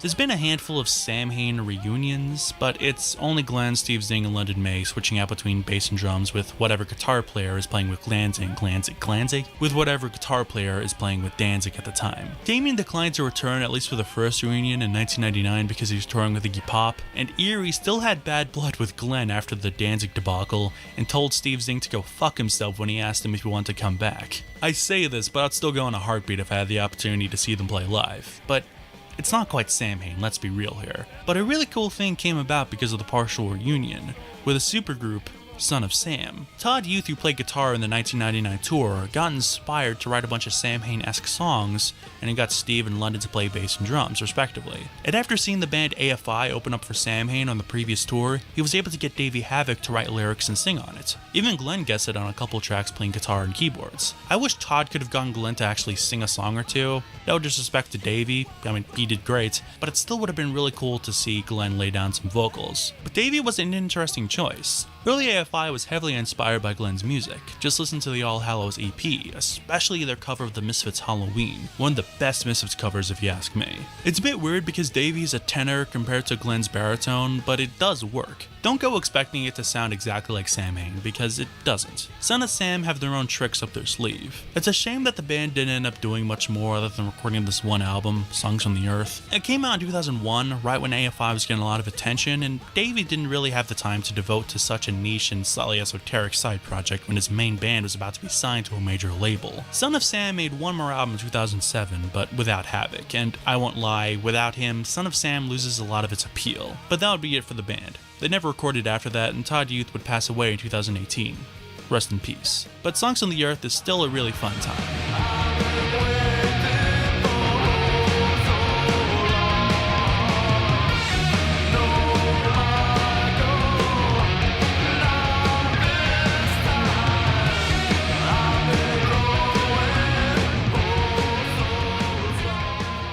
And that's about it to the Samhain story. Unfortunately, I can't really recommend you guys go out and listen to the records because these albums are still out of print and have been for decades. You can't stream them on Spotify, and Glenn's team will take down all uploads of his work, especially Samhain that they can find on YouTube. It makes no sense that Son of Sam, the offshoot of Samhain, is on Spotify and is readily available, but Samhain itself isn't. How backwards is that? Glenn, if you're watching this, and I know you're not, please release these records. They deserve it. They're far more deserving of the special treatment you're showing garbage like Danzig sings Elvis and these god-awful films you're trying to make. And if not a vinyl/CD re-release, I refuse to believe it will take much effort for you to just puke them out onto streaming services. Or even if you can't be bothered to even do that, at least ease up on the folks trying to archive Samhain stuff on YouTube. They're doing what you can't be bothered to do and making this music more available for people to hear. Claim the revenue if you must, but stop taking them down. Hell, I had to jump through so many hoops to just get decent Samhain live footage. I imported this DVD from the States for almost $30. $30 for a DVD. I can justify that price for 4K discs and even some Blu-rays, but a DVD? Get real, dude. I may as well have paid $100 for a Betamax tape. And besides the price, the DVD itself is cheap as hell. Total ripoff. But with that put aside, Samhain is still one of my all-time favorite bands. I think it showed Glenn at the height of his creativity, and they made such unique music that can't be equaled. Samhain signifies death, but the festivities don't last forever, so maybe it's for the best that it died itself because it gave way to something new. If there was one thing you had to say to everybody anywhere, what would it be? What? Anything you'd like to say to anybody anywhere? I have no idea. If you're looking for good, clean fun, you better stay home.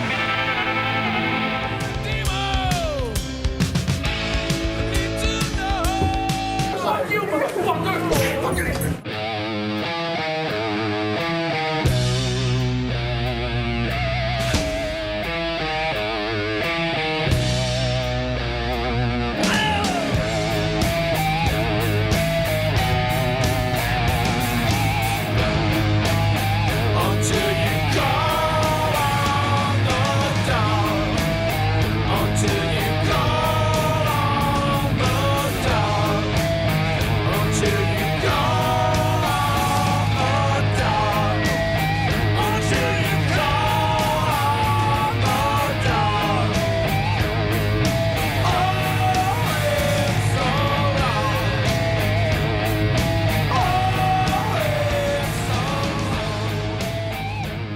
some form of rock, whatever, variant we are, but we're not rock and roll, and we're not good-timey rock and roll, If someone gets a feeling of elation from our music, it's from something else, from inner, something inner, an inner spirit, or, you know what I mean? We are not mainstream, and we are not alternative, so we're disliked by both sides. But what it says to me is that we're not in any clique. As you can probably tell by now, Glenn Danzig is a very important artist in my life. Now, it doesn't mean I'm above telling a joke at the guy's expense, but his work means a lot to me. He's one of the musicians who turned me into the weirdo I am today. In fact, in my teenage years when I had black hair, I was frequently told I looked like either him or Peter Steele. Hell, I still occasionally get comments like that, which looking back now, I'm not sure if that's a compliment or not. I'll have you guys know I am not short. His body of work is one that's incredibly hard to outmatch with how eclectic and consistent it is. Up until a point. Foreshadowing is a literary device and Danzig was the final form. After slaving away in the punk underground for about a decade, Danzig was arguably Glenn at the peak of his powers with by far the best band to support him yet.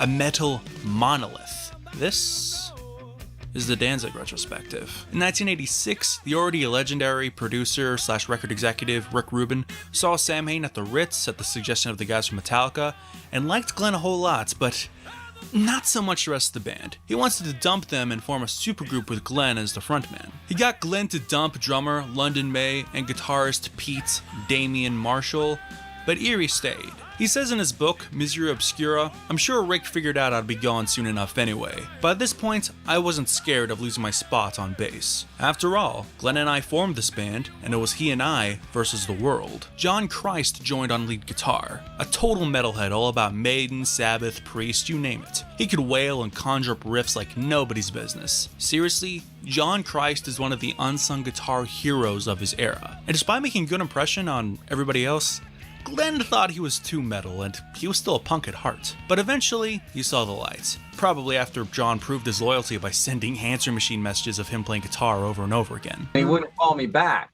So I started putting the telephone in front of my Marshall stack in my bedroom and playing stuff like...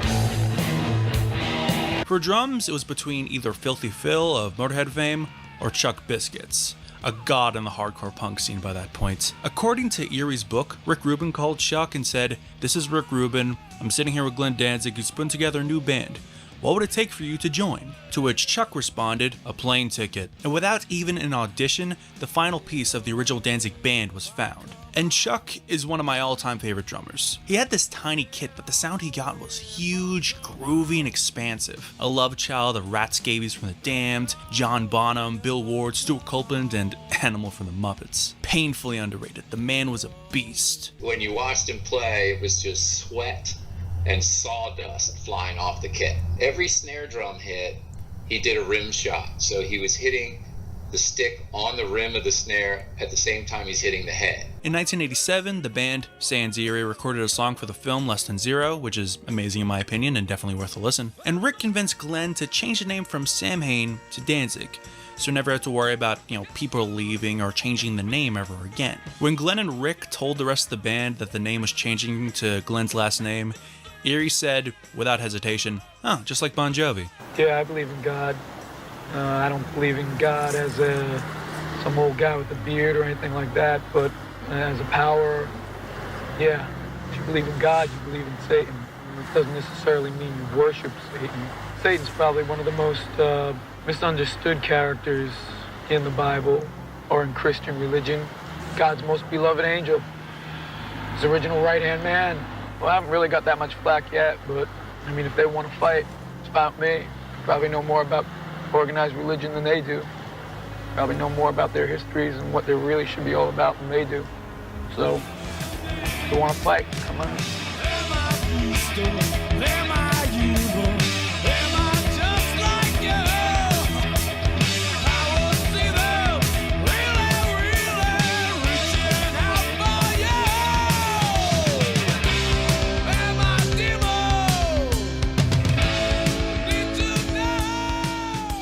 What else can you say about the debut Danzig record other than classic. It almost defies analysis. This is Glenn in his purest form. Unlike Samhain, there's no reverbed out production, no spooky synths, and no real anything besides the band themselves. Rick Rubin produced this record, and he lived by bands like AC/DC, and this record has a similar sound. Very sparse and very dry. The band hated this at the time, and I could see why, but for me it totally works. There's a genius to stripping things down in the right way and letting the songs and performances speak for themselves. And when you have a band this good, why hide behind production? Though Glenn is still Glenn. He didn't change himself that much. In fact, when you look at the lyrics, he barely changed at all. Still singing about spirituality and everything blasphemous. She Rides may be about exactly what you think it's about, but it's not just some motley crew, bump and grind, fuck me, suck me type thing. The lyrics refer to Lilith from Jewish mythology, Adam's first wife, made from the same clay and at the same time as he was, while Eve was made from his rib later. She refused to be subservient to Adam and either left or was banished from Eden. Accounts vary as to what happened later to her, one being that she became a mistress of all things darkness. She rides the night, it says in the lyrics. The simple groove and arrangement adds to the lyrics because it still has some really creepy riffs and sparse backing vocals and moans. So is it about sex? Well, no duh, but the occult subtext makes this song far more interesting than anything from Dr. Feelgood. She will make you scream, she's dead. And you like Rusty Roy in the night of your mind. She rides her night. But because they couldn't hide behind production, this is the toughest time in the studio any of the guys had ever endured. Before Rick Rubin became infamous for napping on the job, he was relentless. A crap ton of overdubs, double tracks, and playing the songs over and over and over again. He replayed the Am I Demon bass lines so much he could play them in his sleep. And Chuck ran from his kit to the control room over and over again, only for Rick to grill his playing and get him to go back to work. But it paid off. It's a precise piece of classic rock tinged metal. John Christ's influence is immediately apparent with the Iommi influenced riffs, like with the opener, Twist of Cain. They're simple but catchy enough to carry the song on its own. As you can tell by the title, it references Cain and Abel, the former being, according to the Bible, the first murderer. It makes sense why Glenn would be drawn to the story. Despite not being Christian, he's read the Bible and he probably knows more about the good book better than most Christians.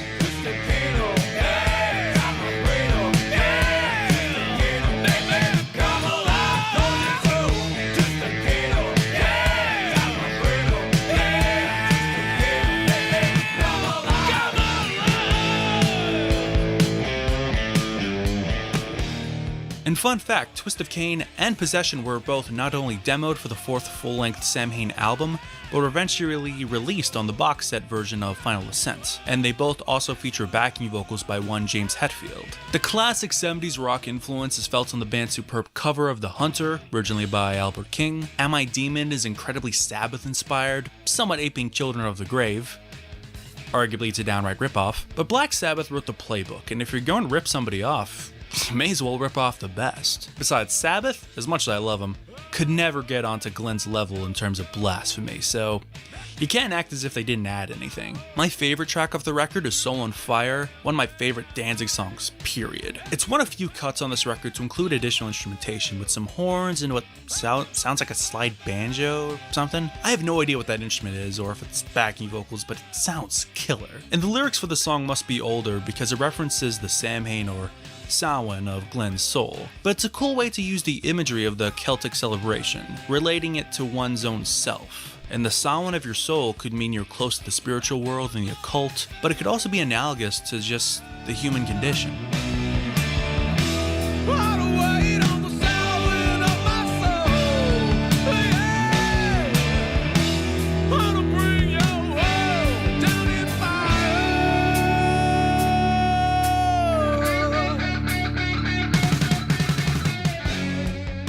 And of course, Mother, the Danzig song. I remember first hearing this song in Guitar Hero, and not really getting it as a youngin'. I didn't really get it until I got into the Misfits and the rest of Glenn's output when I was like 13, 14. By then, the power and majesty of the track sunk in. It's a perfect hard rock metal song, whatever you want to call it. It's about defiance and being yourself despite what people might try and say or do. It was written as a response to the PMRC and their attempt at censoring many acts in the rock and metal world. It's a song directed pretty much squarely at Tipper Gore's head, and they reacted by almost immediately throwing a parental advisory sticker, or a Tipper sticker as some called it, onto the album, despite there being no curse words or anything like that to be found. Glenn said recently, "I was saying stuff they were offended by, questioning religion and questioning government. That's a no-no. I especially love the lyric, 'Not about to see your light.' You know how high and mighty religious types will go on and on about how they've seen the lights. Do me a favor and get lost. If this light makes me anything like you, I don't want any part of it." According to John Christ, the original song was more like, a Misfits punk rock type of thing, but he and Rick Rubin came in and made it more dynamic with how he played said chords, made it bluesier with more of a crescendo. Hell, even that iconic drum fill from Chuck is actually from Rick Rubin. That drum fill was Rick Rubin. That was Rick's drum fill. Chuck didn't come up with that. Rick came up with that. Chuck duplicated it. While Glenn may be the only songwriter, he's not the only person who made that song what it is. The entire band, along with Rick, are a big part of that iconic Danzig sound, whether Glenn likes to admit it or not.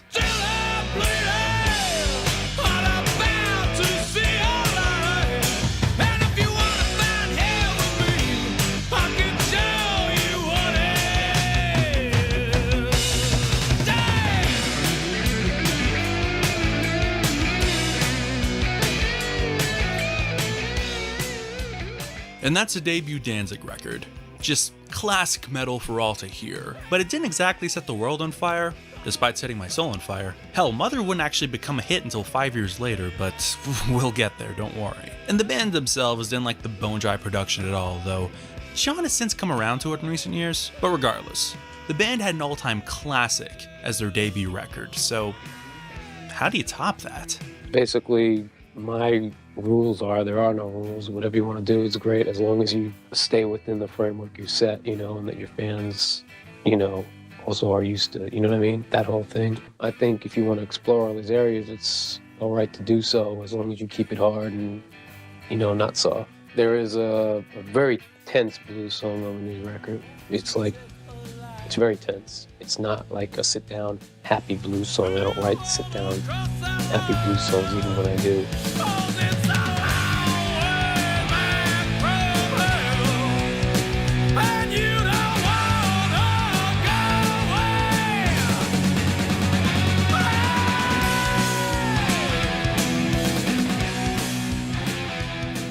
If the debut Danzig record was Glenn and company going back to the roots with a more classic 70s rock type sound, then Danzig II, Lucifuge, is the band going back to the roots of rock itself. This record is very influenced by the blues. And when you think about the history of blues, not counting the first guy to ever play a tritone, it was the original Devil's music. You could definitely see the allure for someone like Glenn to get into this kind of stuff. It's even in the name of the record. Lucifuge is a Latin phrase, like Initium was for his former band, and it means to flee the light. The band in general are just a tighter unit. They had time to bond and really gel as a band while on tour for the first record. The chemistry is amazing, the blues influence can be heard in a lot of ways, but it's maybe never more blatant than on Killer Wolf. It's got that classic blues creep in the riffs, and what I'm pretty sure is diminished chords ringing out in the verse. It evokes a similar uneasy feeling when you listen to old blues songs written by guys who supposedly sold their souls for their musical gifts. Glenn said of the song, "My version of an old blues song about a guy who's around the door of every girl in town. An old bragging blues tune."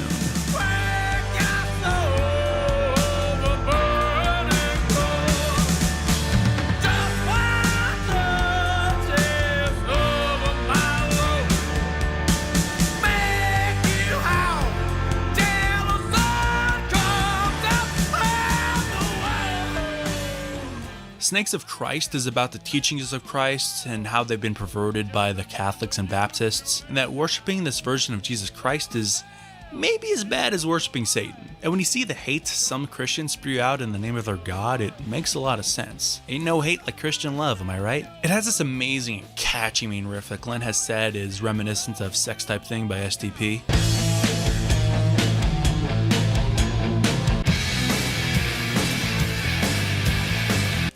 kinda true, the Danzig song is also reminiscent of Pink Floyd's Lucifer Sam. Everyone rips off everyone, and speaking of ripping people off, maybe the best track off this record is Her Black Wings, and its main riff kinda apes Zero the Hero by Sabbath.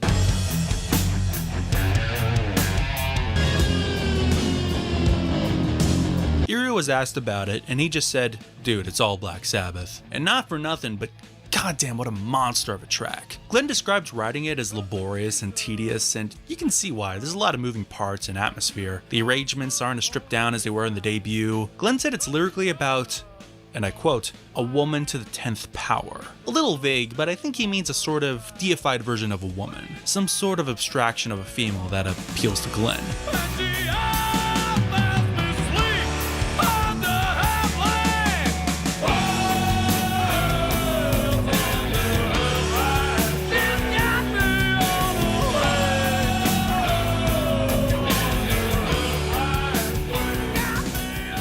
Tired of Being Alive is one of the more blunt songs that Glenn ever wrote, but goddamn, Suicidal Ideation has never been more pleasing to the ears. Surprisingly enough, it's not a depressive, woe is me type song. It's less of wanting to die and just being tired of the persecution for being the way he is, in a way that's even more sad. Speaking of sad subject matter, Blood and Tears, the ballad off the record, is absolutely mesmerizing. It's very old school rock and roll in its structure and performance. Very Richie Valens, very Roy Orbison, very Elvis. The lyrics aren't even from Glenn's point of view, instead telling the story of a girl's failed relationship and her torment because of its breakdown. Probably the only track of this record to not feature anything from the dark side of life. But the grounded lyrics work with Glenn's empathetic and powerful performance. This may not be one of Glenn's belters, but I'll be damned if it isn't one of his best.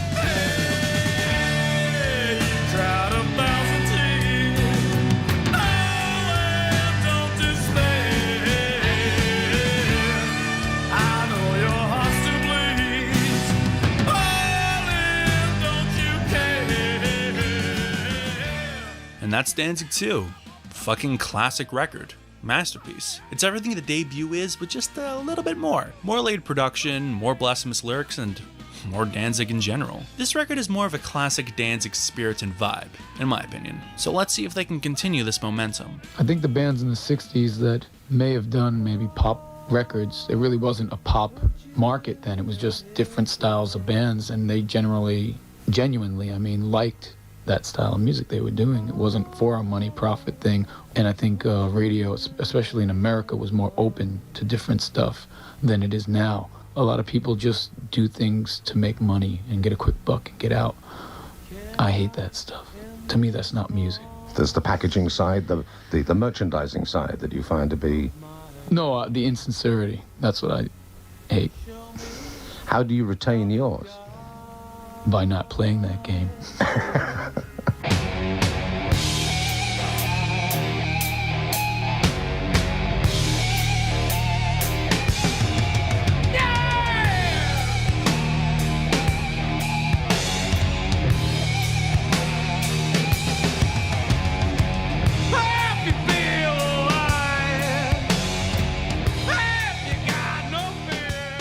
Danzig III, How the Gods Kill is once again the band finding themselves reaching a new level. It's a perfect storm of bluesy, doomy riffs, drum fills that are up there with the best of Keith Moon, and Glenn's unmatchable bellow. They're really starting to hit their stride, and there's a good argument to be made for this being the quintessential Danzig album. It's not my favorites, I honestly like Lucifuge more, but you can't deny what Glenn and company accomplished on this record. Eerie Vaughn said that while Rick Rubin fronted the cash for the album, he wasn't in the studio very often, if at all, so Glenn is producing this thing himself, but unlike on later records where his production is a bit more of a hindrance than a benefit, to put it lightly, he had a lot of great engineers to work with and the rest of the band to keep him in check. It wasn't Glenn doing everything. John spent a lot of time getting the right guitar tones for each track, he spent a lot of time in the arrangements as well, and he had a decent amount of freedom to do what he wanted. Dirty Black Summer was the lead single, and it's a good example of what John Christ was able to do. There's a lot of cool and interesting guitar work. The solo is jaw-dropping, that riff is so catchy and bouncy, and I love what Chuck is doing with the ride cymbal especially. It's a catchy song, but the hooks are in the instrumentals less than the vocals themselves, as great as Glenn's vocals are. And nothing like an August night,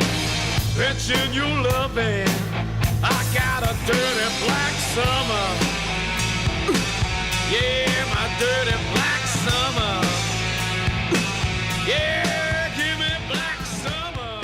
The structures of these songs have never been more impressive. Godless is the opener, and it's our longest track yet. Almost 7 minutes with so many rises and falls, tempo changes, and Aria's even doing some cool stuff in the bass here. Pretty good for a guy who calls himself mediocre at his own instruments. Then again, when compared to people like Chuck, John, and Glenn, who are such masters at their craft, I think just about everyone would look mediocre in comparison. The title track is 6 minutes and has this great crescendo all throughout with a drop-dead amazing vocal from Glenn, and maybe the best riff in all of Glenn's discography. It's so simple but so punishing. Heart of the Devil starts off a cappella before going into a demented rocker that is steeped in the blues. And fun fact, apparently Willie Dixon was supposed to guest on the song before he died. There's another ballad on this record, maybe the most low-key ballad he ever recorded. There's no big guitars, the drums are very subtle, and there's this amazing spooky synth in the background that just gives me shivers. And Glenn's performance is pained, you feel his anguish in every note. It's a song about lost love, or a love that can never flourish. The name of the track, Sistinus, comes from the Sistine Chapel paintings by Michelangelo, and the centerpiece of it is Adam and God reaching for each other, but their hands never meet, like two lovers who just couldn't make it work. Lost my soul deep inside. And it's so black and cold deep inside. Unfortunately, the only real flaw of this record is that Glenn's voice is starting to deteriorate. It's by no means awful, there's still some amazing vocals to be found around this time, but the cracks are definitely starting to show. I know I'm not the first to bring this up, but the chorus of Bodies is a tad painful.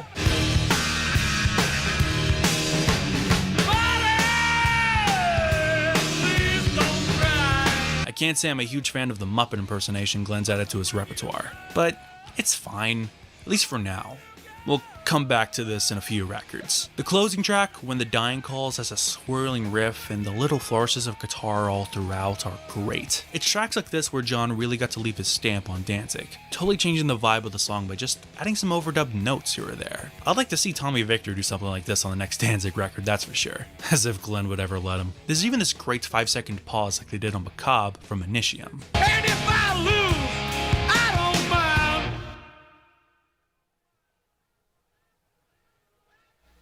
That's where the die. This band was so ridiculously in sync. Add that with the lyrics about the call of the void, and you have a closer for the ages. If I'm way in the dark of the world, if I lose, I don't mind. Where the dying go,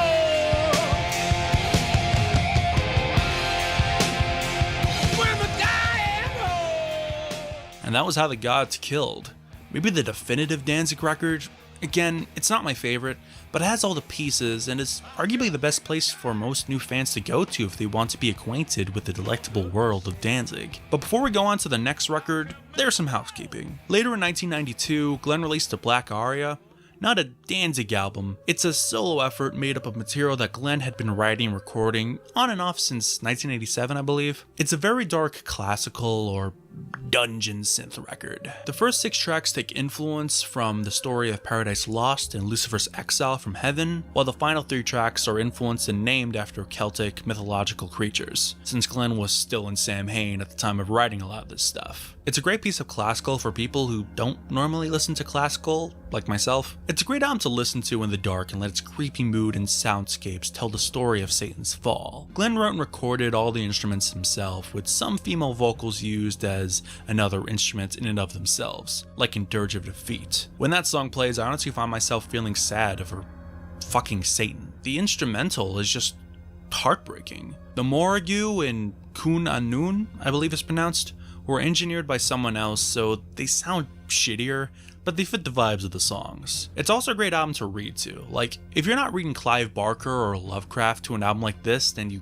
can't possibly be doing it right. I highly recommend the Black Aria, even if you're not usually one for classical music.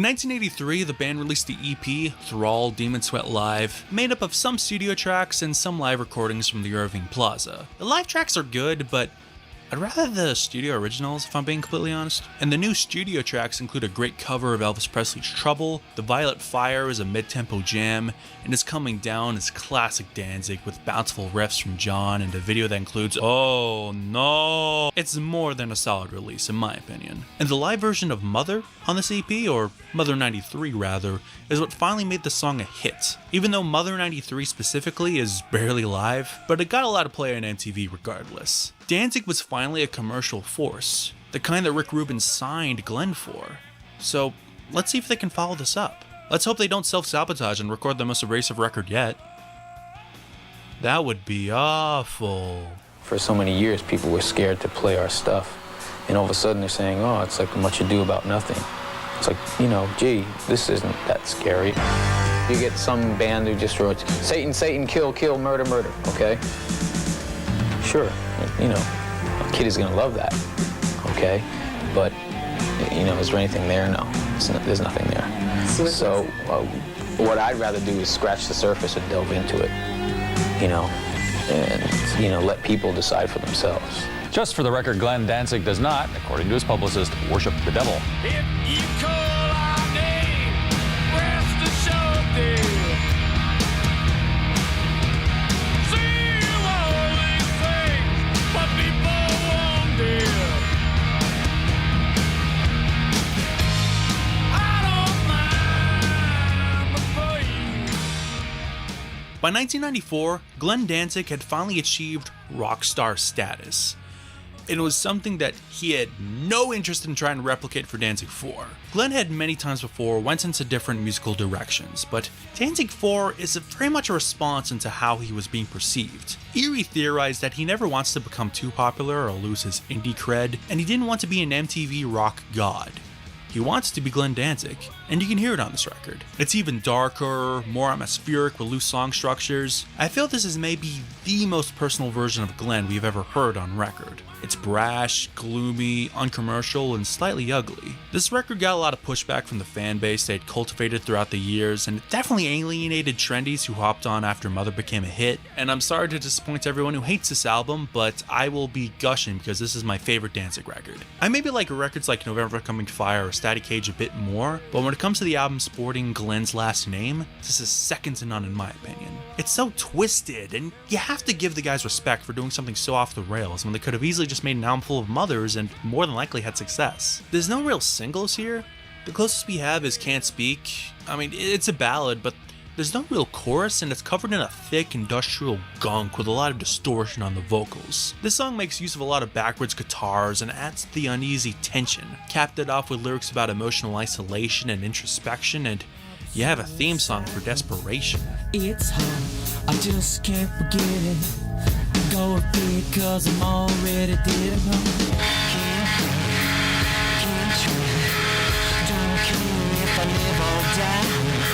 I don't talk, I just can't believe it. Go with it cause I'm already dead. Rick Rubin was actually back at the picture for this album. Maybe he had less on his plate this time around, or maybe the band finally started to sell some records and he felt obligated to be there. Who knows, but he's a welcome addition. On the earlier records, Rick kinda held them back and had them record more basically. AC/DC and Black Sabbath were the two obvious examples, and the band weren't too into it, despite the fantastic results in most people's opinions. But here, Rick finally let the guys breathe and be themselves. Chuck nearly always bitched about the sound of his drums in the earlier material. He thought it was too tight and dry, but here his drums are much more airy and they sound looser in comparison to the slightly flat sound he had previous. And Chuck never sounded or played as good as he does here. John was in the trenches experimenting with the guitar sounds to make it sound weird and different. In interviews, he highlights tracks like Son of the Morning Star, where his tone changes all throughout. Maybe my favorite track is Going Down to Die. It's a very mid-tempo song about coming to terms with your own mortality. It can be interpreted to be about suicide or maybe just succumbing to old age or disease. It's fucking heartbreaking, honestly. Every time Glenn wails that chorus and screams the word goodbye, I get a little teary-eyed. It's one of few songs off this record to feature a guitar solo, and what a solo for John to leave us with. It's as emotional and gut-wrenching as the vocals and lyrics are.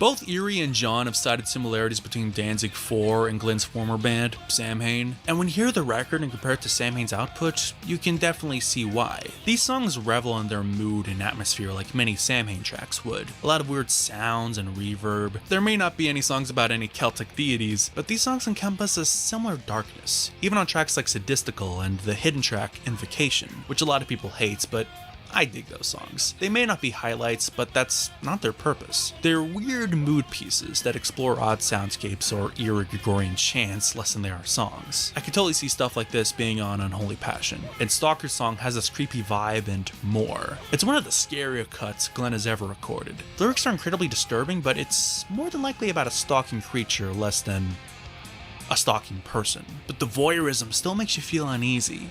It has this menacing crawl to it. Like whoever or whatever these lyrics are coming from is getting closer and closer. It evokes this great sense of anxiety. There's a lot of dissonance in it, like John's batshit insane solo. It just sounds so ugly and gnarly, but so fucking epic.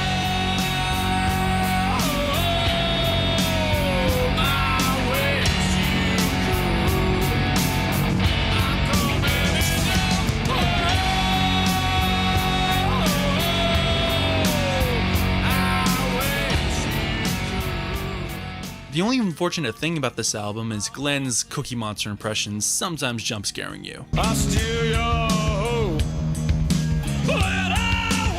And just listening to this with the knowledge that this was the last Danzig record recorded with the original Danzig band adds to this melancholic feel to it. Yes, Danzig obviously went on to record more records, but it's different. It's like the difference between the Alice Cooper band and Alice Cooper the solo artist. You can have your preferences, but they're undeniably very different animals. By the time we get to the closing track, not counting any hidden bullshit tracks, Let It Be Captured with its wistful pianos and how the crescendo ascends, I get sad but happy that this band existed at all. It gets so dense by the end with Glenn's pained performance, the piano, the additional subtle synths, Chuck and Erie keeping the groove in check, and all those additional sound effects that I'm pretty sure is just John going apeshit. And while I know the song isn't about the band breaking up, it does kind of fit in my opinion. The original Danzig lineup was really special, like a cosmic entity, so let it be captured.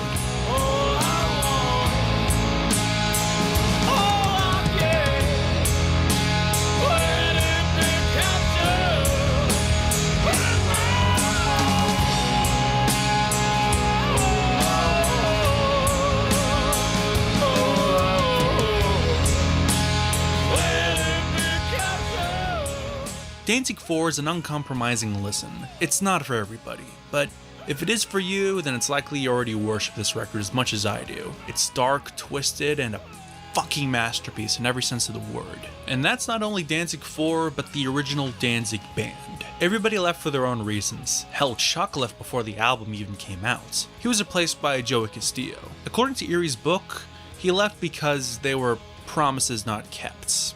Make of that as you will. Apparently he tried to rejoin, but it just didn't work out. He later played for Social D for a little bit, but besides that he hasn't really done much of anything and has moved away from the spotlight and music seemingly, which kinda sucks. That guy was an unsung hero. I hope he's doing okay nowadays. John left because he was the metal guy and he always felt like a bit of an outsider and didn't like that it was Glenn's band and not Glenn's, John's, Chuck's, and Erie's band. I mean, I've read a couple of interviews from him around the time this record came out and he didn't sound very happy. Also, there's, well, I'll just leave this here. The band, Erie Vaughn, Chuck Biscuits, and I were in horrible contract negotiations. Actually, there were no negotiations. Glenn wanted it all and was slowly squeezing us out. He had all the support from the label and management. We had no one backing us. Glenn could afford to outspend us all until we cried uncle. Royalties, publishing, advances, everything. He signed his own deal without us ever knowing. Welcome to the entertainment business. And Erie was suffering from chronic back pain and became disillusioned with the band. After Chuck left and Joey joined, he said that the band lost their soul. And since John was leaving after the Danzig IV tour, and he knew this,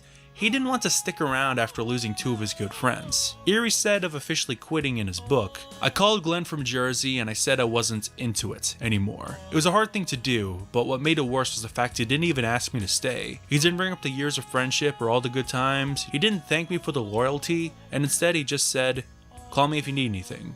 The death of the original band is a hard pill to swallow for most, and there's a clear dividing line of the band's discography for a majority of fans. The first 4 records feels like a band. They had chemistry. From here on out, it's basically just a Glenn Danzig show, even more so than it had already been, so forgive me if I play fast and loose about the shifting lineup changes, because there is a lot of them and there isn't too much to say about majority of them. But I'll stop bitching. Just like with the Misfits, I'm here to discuss everything. And besides, this is Glenn Danzig we're talking about here. He's dealt with shifting lineups more than maybe any other frontman in history, and he not only survived, but thrived. I mean, who's to say he can't do it again? Oh no. If anyone doesn't like something you do, like next record, for whatever reason, you always have to stay true to yourself. At least this is my viewpoint. If you're doing music, you're doing it not only to make your fans happy, but you have to make yourself as a songwriter, as a creative artist, happy. What I try to do is not lose sight of what I like about music and just go off the deep end.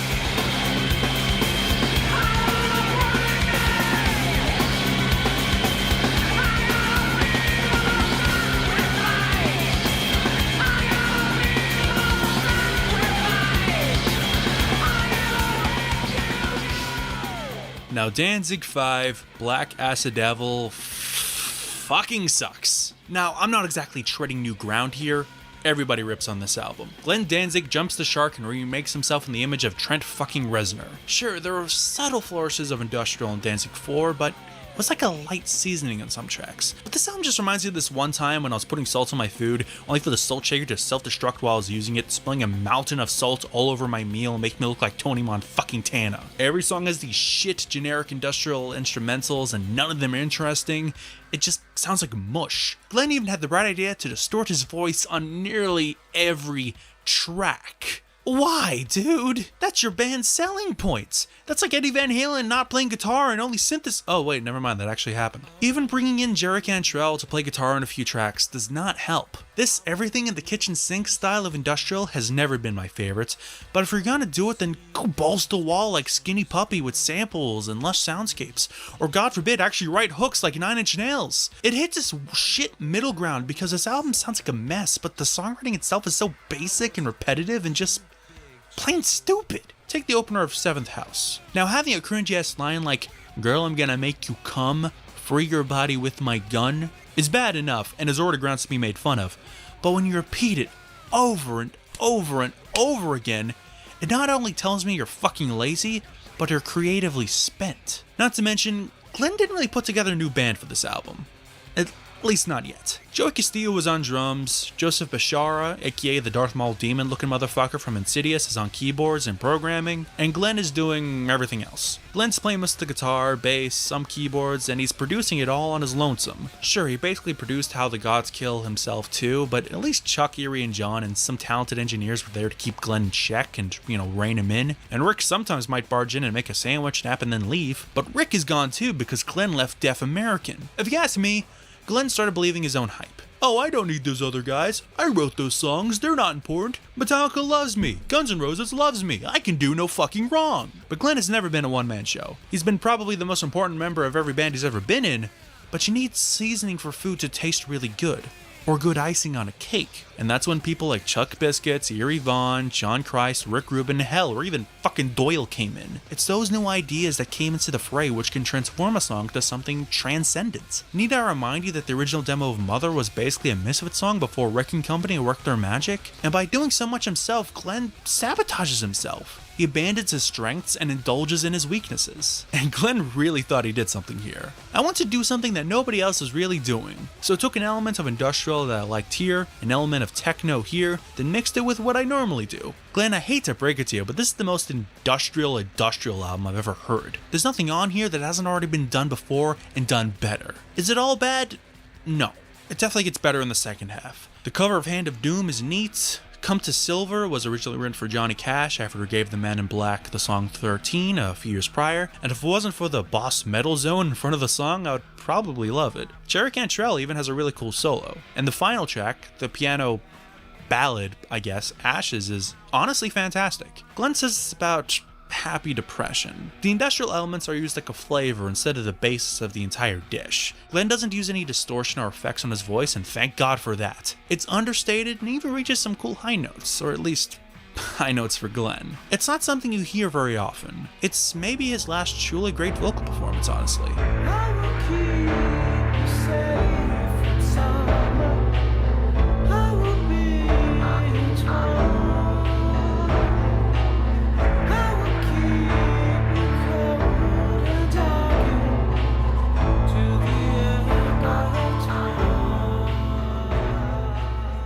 Danzig V has some defenders, mainly Glenn himself. He said, and I quote, "People either loved or hated it, and we got a lot of new fans from its release. Now if you like this record, fair enough, you do you. But was anyone's jumping on points Danzig V? If you're one of those people, then by all means sound off in the comments, but I have a hard time believing these people exist." Besides that, Glenn signed to Hollywood Records, a subsidiary of the Disney Corporation, which is pretty fucking funny. Does this mean that Glenn is a Disney princess now? I hope so. But I'm done with this album. It has its moments here or there, but besides that, it sucks. God, I like 9 Inch Nails and all, but Trent Reznor has a lot to answer for. The commercialization of industrial music and its consequences has been a disaster for the gothic race. Originally, the lineup of Danzig was never supposed to last that long with those members. And I think it lasted too long with those members. And some of the ideas I wanted to use and go with, darker, harder stuff, people like Biscuits and Aria and John just didn't want to get it.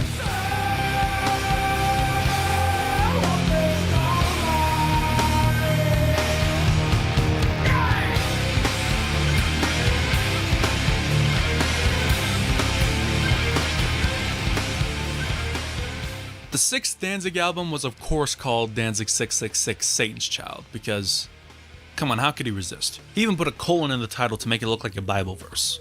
And honestly, I kinda like this album. It's not great, in fact compared to the first 4, it's downright pitiful, but a standard industrial metal sound with more guitars fits Danzig far better than the everything in the kitchen sink approach used on Danzig V. These songs feel more fleshed out and they fit Glenn's vocals more.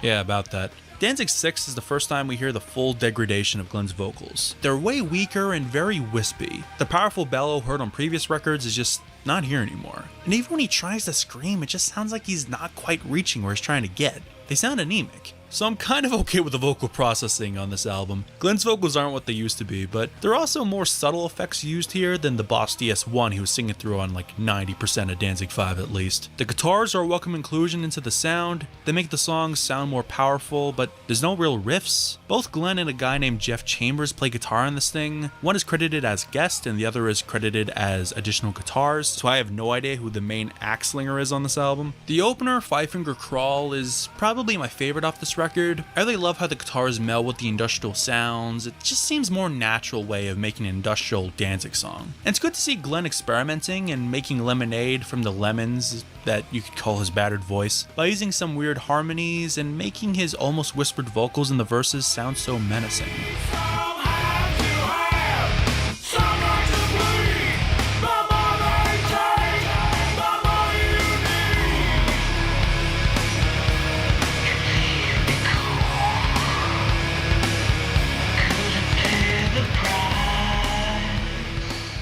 Belly of the Beast has a lot of cool sounds and noises. This is the first Danzig album recorded digitally, and you can tell, but they utilized the technology decently well. Danzig recorded his own song that Johnny Cash originally sang, 13, and I know it's good and all, but Glenn wrote it for Johnny Cash, not himself. There's a really cool ballad called Cold Eternal. It has this trip-hop-esque drum pattern and these guitar licks and sound effects that throughout kind of evoke an eerie sense of nostalgia, but not a good kind of nostalgia. The kind of nostalgia you feel for times that weren't that great, to say the least. And the lyrics reflect this. It's about the ghosts of your past. Whether they're metaphorical or literal ghosts, I'll let you be the judge. And despite Glenn's weak vocals, you can still feel all the emotion, and honestly, that's probably more important than if he's always in the right key or if his voice isn't as strong.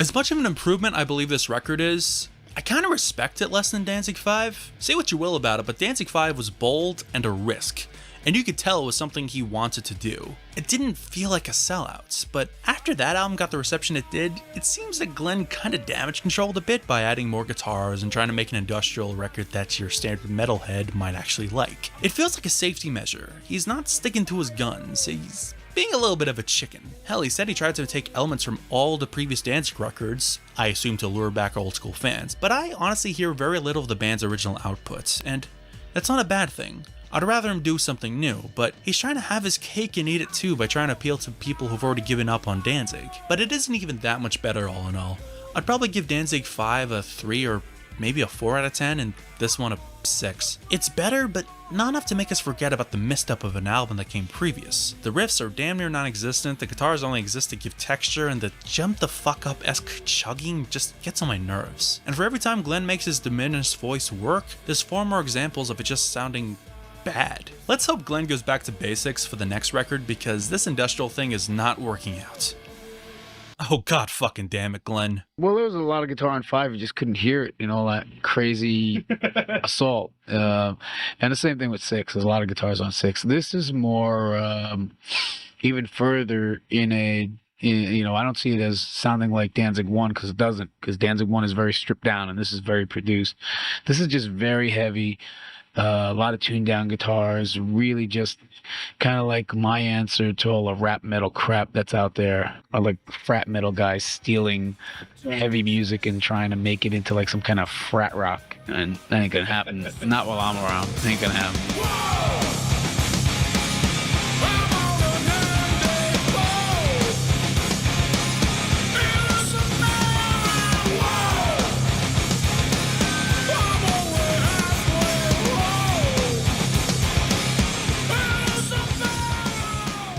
Danzig 777 I Luciferi. Again, of course he called it that, how could he not? And like the somewhat lazy title, we have a somewhat lazy album. Again, like Satan's Child, it feels like another half measure. Well, people still didn't like the last album despite the decreased industrial sounds, so let's turn them down again, but still not completely get rid of them. Shit, or get off the pot, Glenn. It sounds like a decision made in the mixing. The song structures sound like they were written to have the same overwhelming production of Danzig 6, but after the recording sessions, they decided to get rid of most of the sounds they would have used, leaving us with an album that feels unsure of what it's supposed to be. We go from the usual jump the fuck up riffs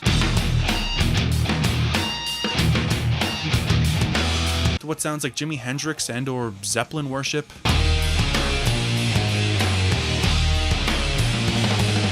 I Luciferi can't decide if it wants to be a return to roots or another industrial metal experiment. And it doesn't help that this album is boring too, despite the 2 hugely contrasting directions that Glenn chose at once. This album is so monotonous and nearly every track just congeals into an industrial metal mush. Mush is an apt word to use because it sounds like ass. Compressed moon and back, and Glenn's vocals are super quiet. Then again, given how his voice was aging, that may have been a good decision. And when tracks stand out, it's not for the right reasons. Kiss the Skull's riff is a pretty blatant ripoff of Marilyn Manson's Beautiful People.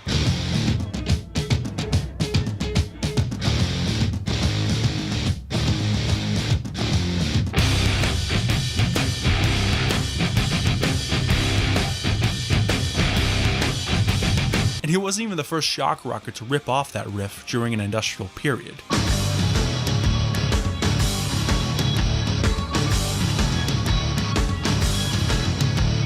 Only difference is, Alice Cooper's Cold Machines is a fucking banger. I think Alice took the riff and made a song that destroys Manson's, but Danzig's song sounds like a Static X B-side. Best track, I guess, is the last one, Without Loud AM. Classic Danzig song structure, going from loud, quiet, but it actually gets interesting near the end when we get some extra sounds, and it sounds like a mix between actual Danzig and something from the Black Aria. It gives the song a really cool scope and grand feel. It's so brick-walled I honestly have a hard time being able to tell what exactly it is, though I guess it's some sort of MIDI strings or something, but, it sounds cool. It sounds like Glenn actually committing to something. Too bad it takes until the final 2 minutes of this album for it to finally get interesting.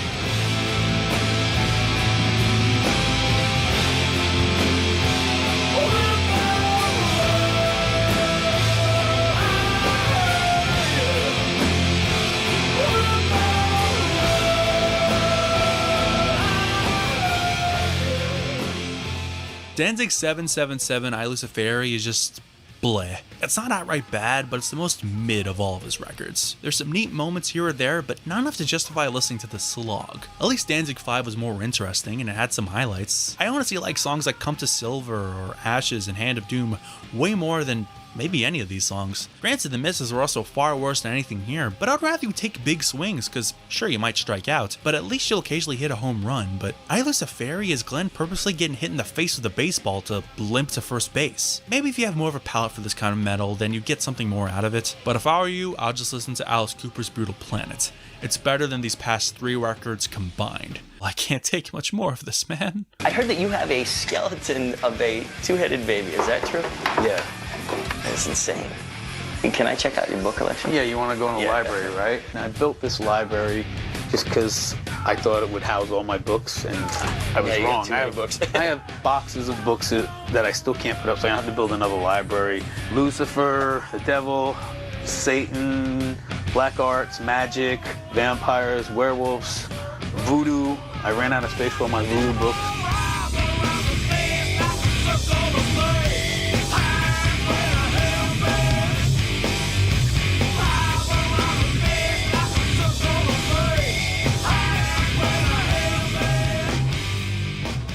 Sorry folks, despite getting exactly what I asked for, we have another kind of mid-album. Again, it's not awful. In fact, I do think it's better than 777. Rest in peace to the numbered albums though. Circle of Snakes is Glenn finally going back to basics, and thank God for that. The industrial era was quaint at best and an unmitigated disaster at worst. But Circle of Snakes has a hard time justifying its existence beyond a back-to-basics hard rock heavy metal Danzig album. It feels quite unspecial. Sure, the debut was very bare bones too, but Glenn also had the original lineup, and Rick Rubin backing him up. Not to mention, Glenn's voice ain't even close to his peak here like on the debut. It's better than the last few records, I'll give him that. Doesn't sound like he's whispering every line. Maybe he bought himself some chamomile tea. Tommy Victor or Prong officially joined the band for this album. He previously toured with Danzig a bit, but this is the first time on record, and I like him in Danzig. Sure, he's not John Christ, but not even Christ is John Christ, so I won't hold that against him. His riffs are pretty tasty, though he can go a bit ham on the pinch harmonic sometimes, but it could be worse. All I know, that's probably Glenn's doing. He can play in a similar style to our Lord and Savior, but he has his own style of play that can be heard on the epic closer,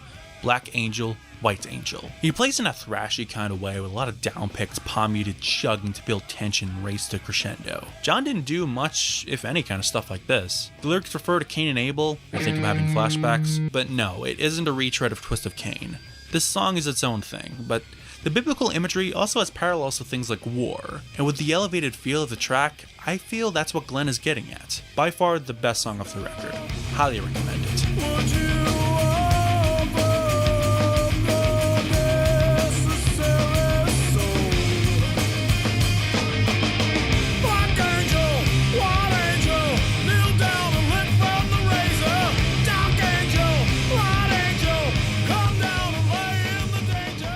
Besides that, I love the cool doom metal of When We Were Dead and Netherbound. Skull Force has a cool, creepy vibe, even if the vocals are way too quiet in the chorus. And A Thousand Devils Reign is classic, catchy Danzig. But besides that, I have a hard time thinking of reasons to come back to this album. A lot of it is really forgettable outside those songs mentioned. After this record, Johnny Kelly from Typo Negative joined the band on drums, and Steve Zing, formerly the drummer of Glenn's pre-Danzig band Samhain, joined on bass. I finally took up at the lineup here because, for the most part, since the mid-2000s, this has been the lineup of Danzig, though Steve doesn't play at all on the records, which I think is a little lame. After this record, there's a sequel to the Black Aria, Black Aria II.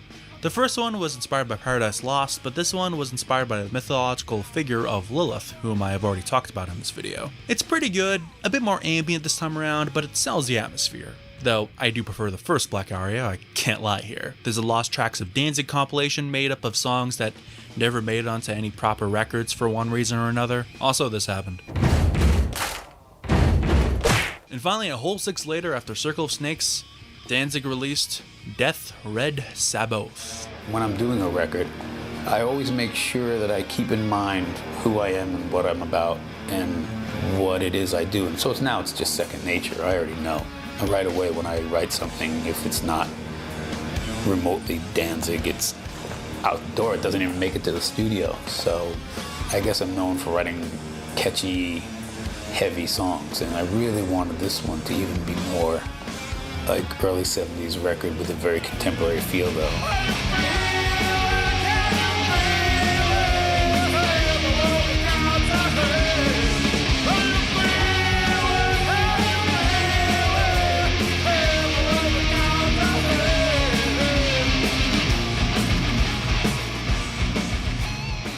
People like to poo-poo all of Glenn's outputs since Danzig IV, myself included, but goddamn, Deth Red Sabaoth is something I feel he can rightly at least compare to the glory days of Danzig. It doesn't feel like a continuation of those records, but more like an amalgamation. It's just about everything you would want from a Danzig record released in modern day.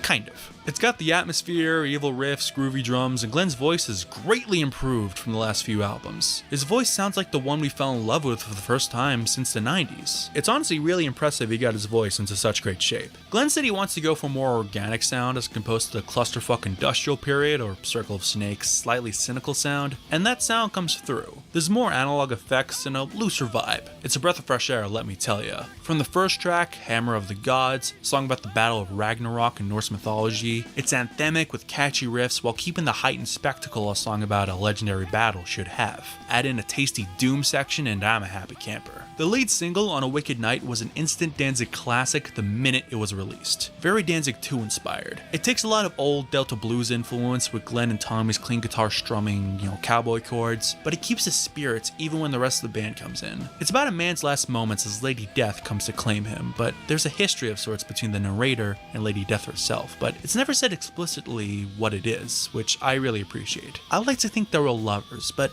not necessarily in their current lives. Very spooky and sensual.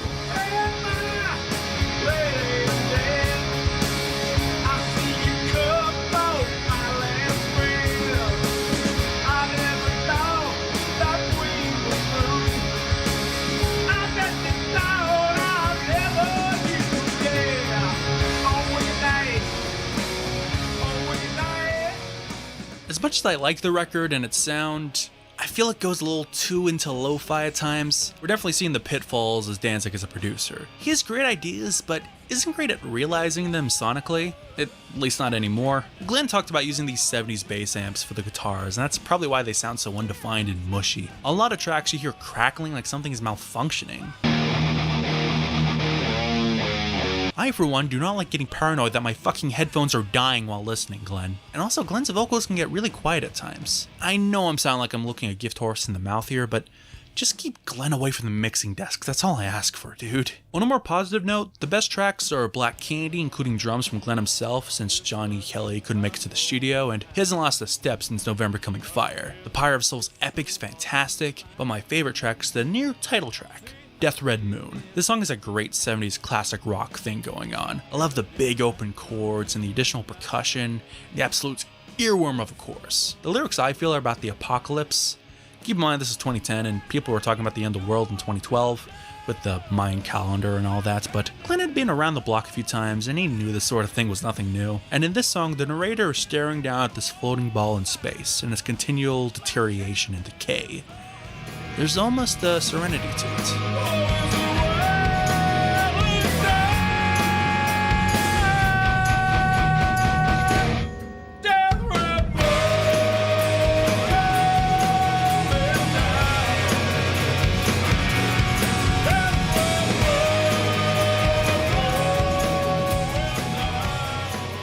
Deth Red Sabaoth is a good Danzig record. If you gave up on Big D after Danzig IV, then give this one a shot, but it's not the first 4 records at all. Sure, compared to everything else since, it's a goddamn masterpiece, but that might be part of the problem with how people view this album sometimes. If you're dying of thirst, then sure, a room temperature glass of water will do the trick, but it's far from the best out there. Even some of the positives have their drawbacks.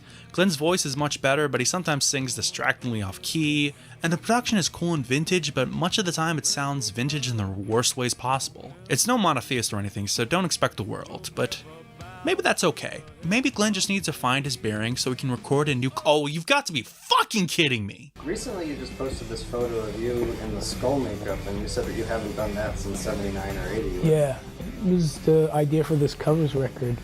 The makeup came later. I had titled it Skeletons before, kind of like skeletons in your closet or old songs, pulling them out. So I just did it. I got out the acrylic paint and started doing my thing.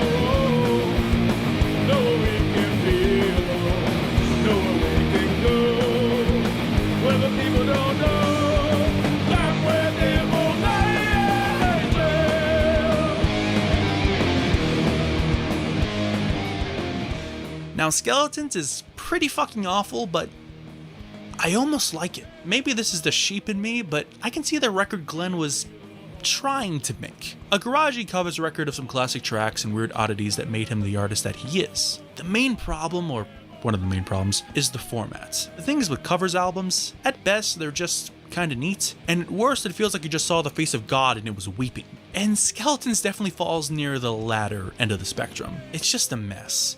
Thoroughly disjointed, badly mixed, for the most part badly performed, and just a general bad idea, I guess. You might be wondering how it's disjointed. It has a consistent theme, sure, but these are supposed to be songs that informed Glenn as an artist in some way.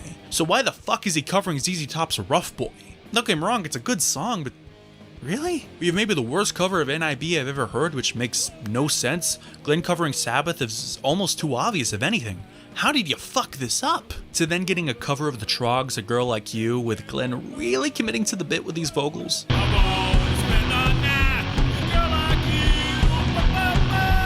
There's so much tonal and auditory dissonance. It sucks in ways too obvious to even point out. Glenn said there's no purpose in covering songs note for note, and that any good cover should distinguish itself, and I agree with that. And none of these covers really sound like the originals. Mainly because the original song sounded good. But how do I almost like it, you may ask? When this record is at its most listenable, it's when you can tell Glenn is just having fun giving a stamp on these songs, like a little kid learning his first chords and cutting his teeth learning his favorite songs. The cover of the theme from Devil's Angels is an arrangement Glenn has had since the 70s, and it sounds like it. It kinda sounds like the Misfits, and you can tell it means a lot to him to finally record it. The enthusiasm is really infectious. Let Yourself Go is a better Elvis cover than anything from a certain other covers record. By giving it a cool chuggy guitar, it feels more in Glenn's wheelhouse while still feeling old school. It's not as good as the Trouble cover is, but it's still kinda cool. I honestly don't mind his covers of Rough Boy and Aerosmith's Lord of the Thighs, though the original songs, being as good as they are, probably do a lot of the legwork. And I really dig the cover of Crying in the Rain. I like how he gave it this Phil Spector-esque arrangement with the drums and backing vocals that sound heavenly. Sure, there's also a really shitty scratch guitar in there, but I can live with it. And you can tell this is a song that means a lot to Glenn. He sings the lyrics with such reverence and respect to the Everly Brothers. I'm not kidding, it's legitimately really good.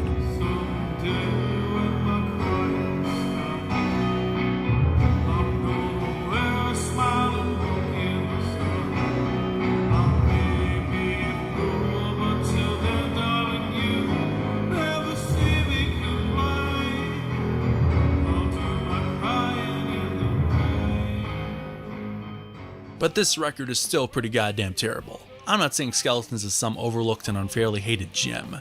The thrashing this record received is very much deserved. I just can't hate at least a handful of the tracks. And it probably had at least some potential. Approach with caution, that's all I'll say. If there's one thing these videos have taught me, it's that covers records are rarely a good idea.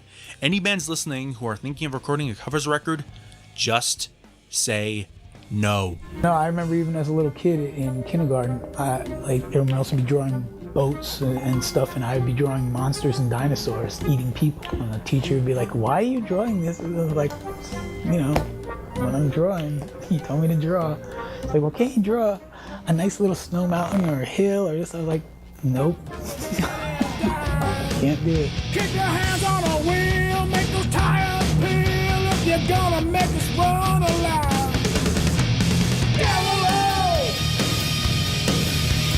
Devil on Highway 9.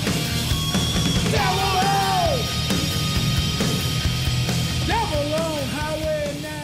I remember when Black Laden Crown initially came out, I was totally blindsided. I never saw anything about it until I saw reviews for it the day of release. Which is weird because I was already very aware of Danzig by this point, and I was already aware of Skeletons coming out 2 years previous, so I didn't know what happened here. I then used less than legal avenues to get my hands on the album, and I had a real negative reaction to it. I got maybe only halfway into it before just giving up and labeling it a dud. In fact, since this record got scrubbed from streaming, I haven't given it another chance until the scripting process of this video. So 7 years later, does this album still suck in my eyes?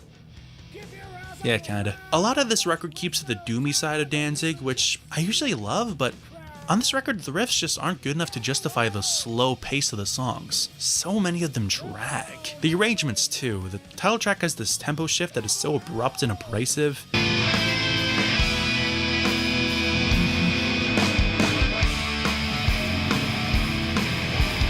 I thought I accidentally skipped a track or something, but no, that's how it's supposed to sound. The original band could probably make a shift like this flow very well, or if Tommy Victor was allowed to, I'm sure he could do something, but Glenn can't have that, can he? And it's not helped by Glenn's voice, which unfortunately is more withered than ever. You barely get any of his signature howls and yells. His voice is just simply not able to be pushed like that anymore. His voice also kind of differs from song to song. On But a Nightmare, his vocals sound honestly pretty good. I am just a specter floating right above your face. But on other tracks, it's nothing but a whisper. Black as drips into your eyes. Maybe he just decided to record most of his vocals right after a tour or something, I don't know. Or maybe during the 3 years in which his album was recorded, his voice just withered over time. And the motherfucking sound is abysmal. If there's an actual bass guitar, I can't hear it. All I can hear is just a sub-bass fuzz. The drums may as well not exist, the guitar tone can be ear-piercingly spiky, and Glenn's voice is front and center, warts and all. Occasionally you get a little reverb, but that's it. That poor mixing desk needs to file a restraining order against Glenn, I swear. His voice is either too loud or too quiet, it's just... But it's not all bad. Tommy Victor does a commendable job, all things considered. Joey Castillo comes back for a couple of songs, and he crushes it along with Johnny Kelly, Dark Verbraun, and Carl Roskist, I believe is pronounced. And Glenn himself is even on the skins. As good as all these guys do, this record did not need 5 drummers. I like the energetic Devil on Highway 9. It's got some really tasty licks from Tommy. It has a great sinister chug to it. Feels like you're on a nice Harley Davidson speeding down a Nevada desert. And Last Ride is a more laid-back rocker, which Glenn apparently wrote for the Walking Dead series, but that never came to fruition. And it's a fantastic song that feels more about Glenn at this stage of his career than fucking zombies, despite the clipping audio. Glenn sounds pretty alright on this track, and it feels conclusive. I don't know if Glenn will ever make another record of original material. He might, but it's been 7 years since his album came out, and Glenn is in his 70s now, so it's kind of unlikely, but if not, a song like Last Ride fits his last ride.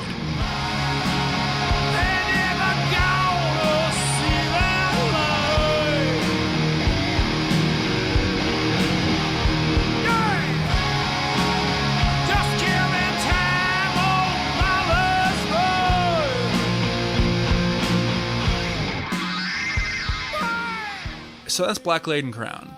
I know I just bitched a good bit, but it's not too terrible, I guess. I just probably have too high standards. But if you don't care about production too much, and you can forgive Glenn's depreciating vocals, you can probably get some fun out of this one. And for a final proper studio Danzig record, it could have been much worse.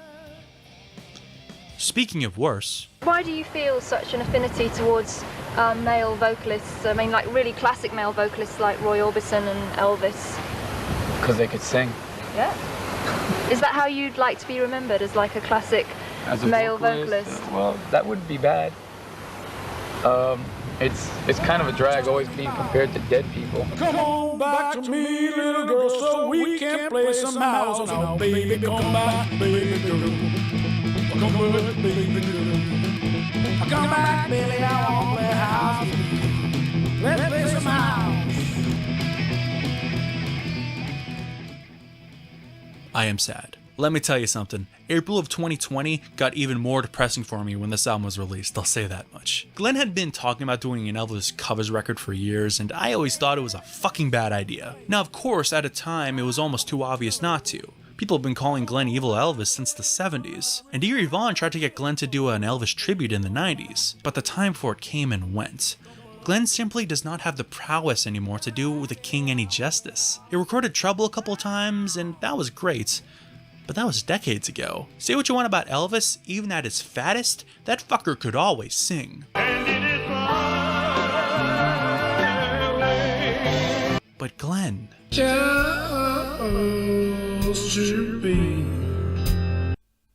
Christ. Those old Elvis records weren't exactly known for their heavy riffs and crushing drums, so this record was going to live and die by the strength of Glenn's voice, and this is just pitiful, dude. A little reverb ain't enough to hide that fact, Glenn, I'm sorry. It's the equivalent of shooting Homer's makeup gun at a rotting corpse. The arrangements are also shit.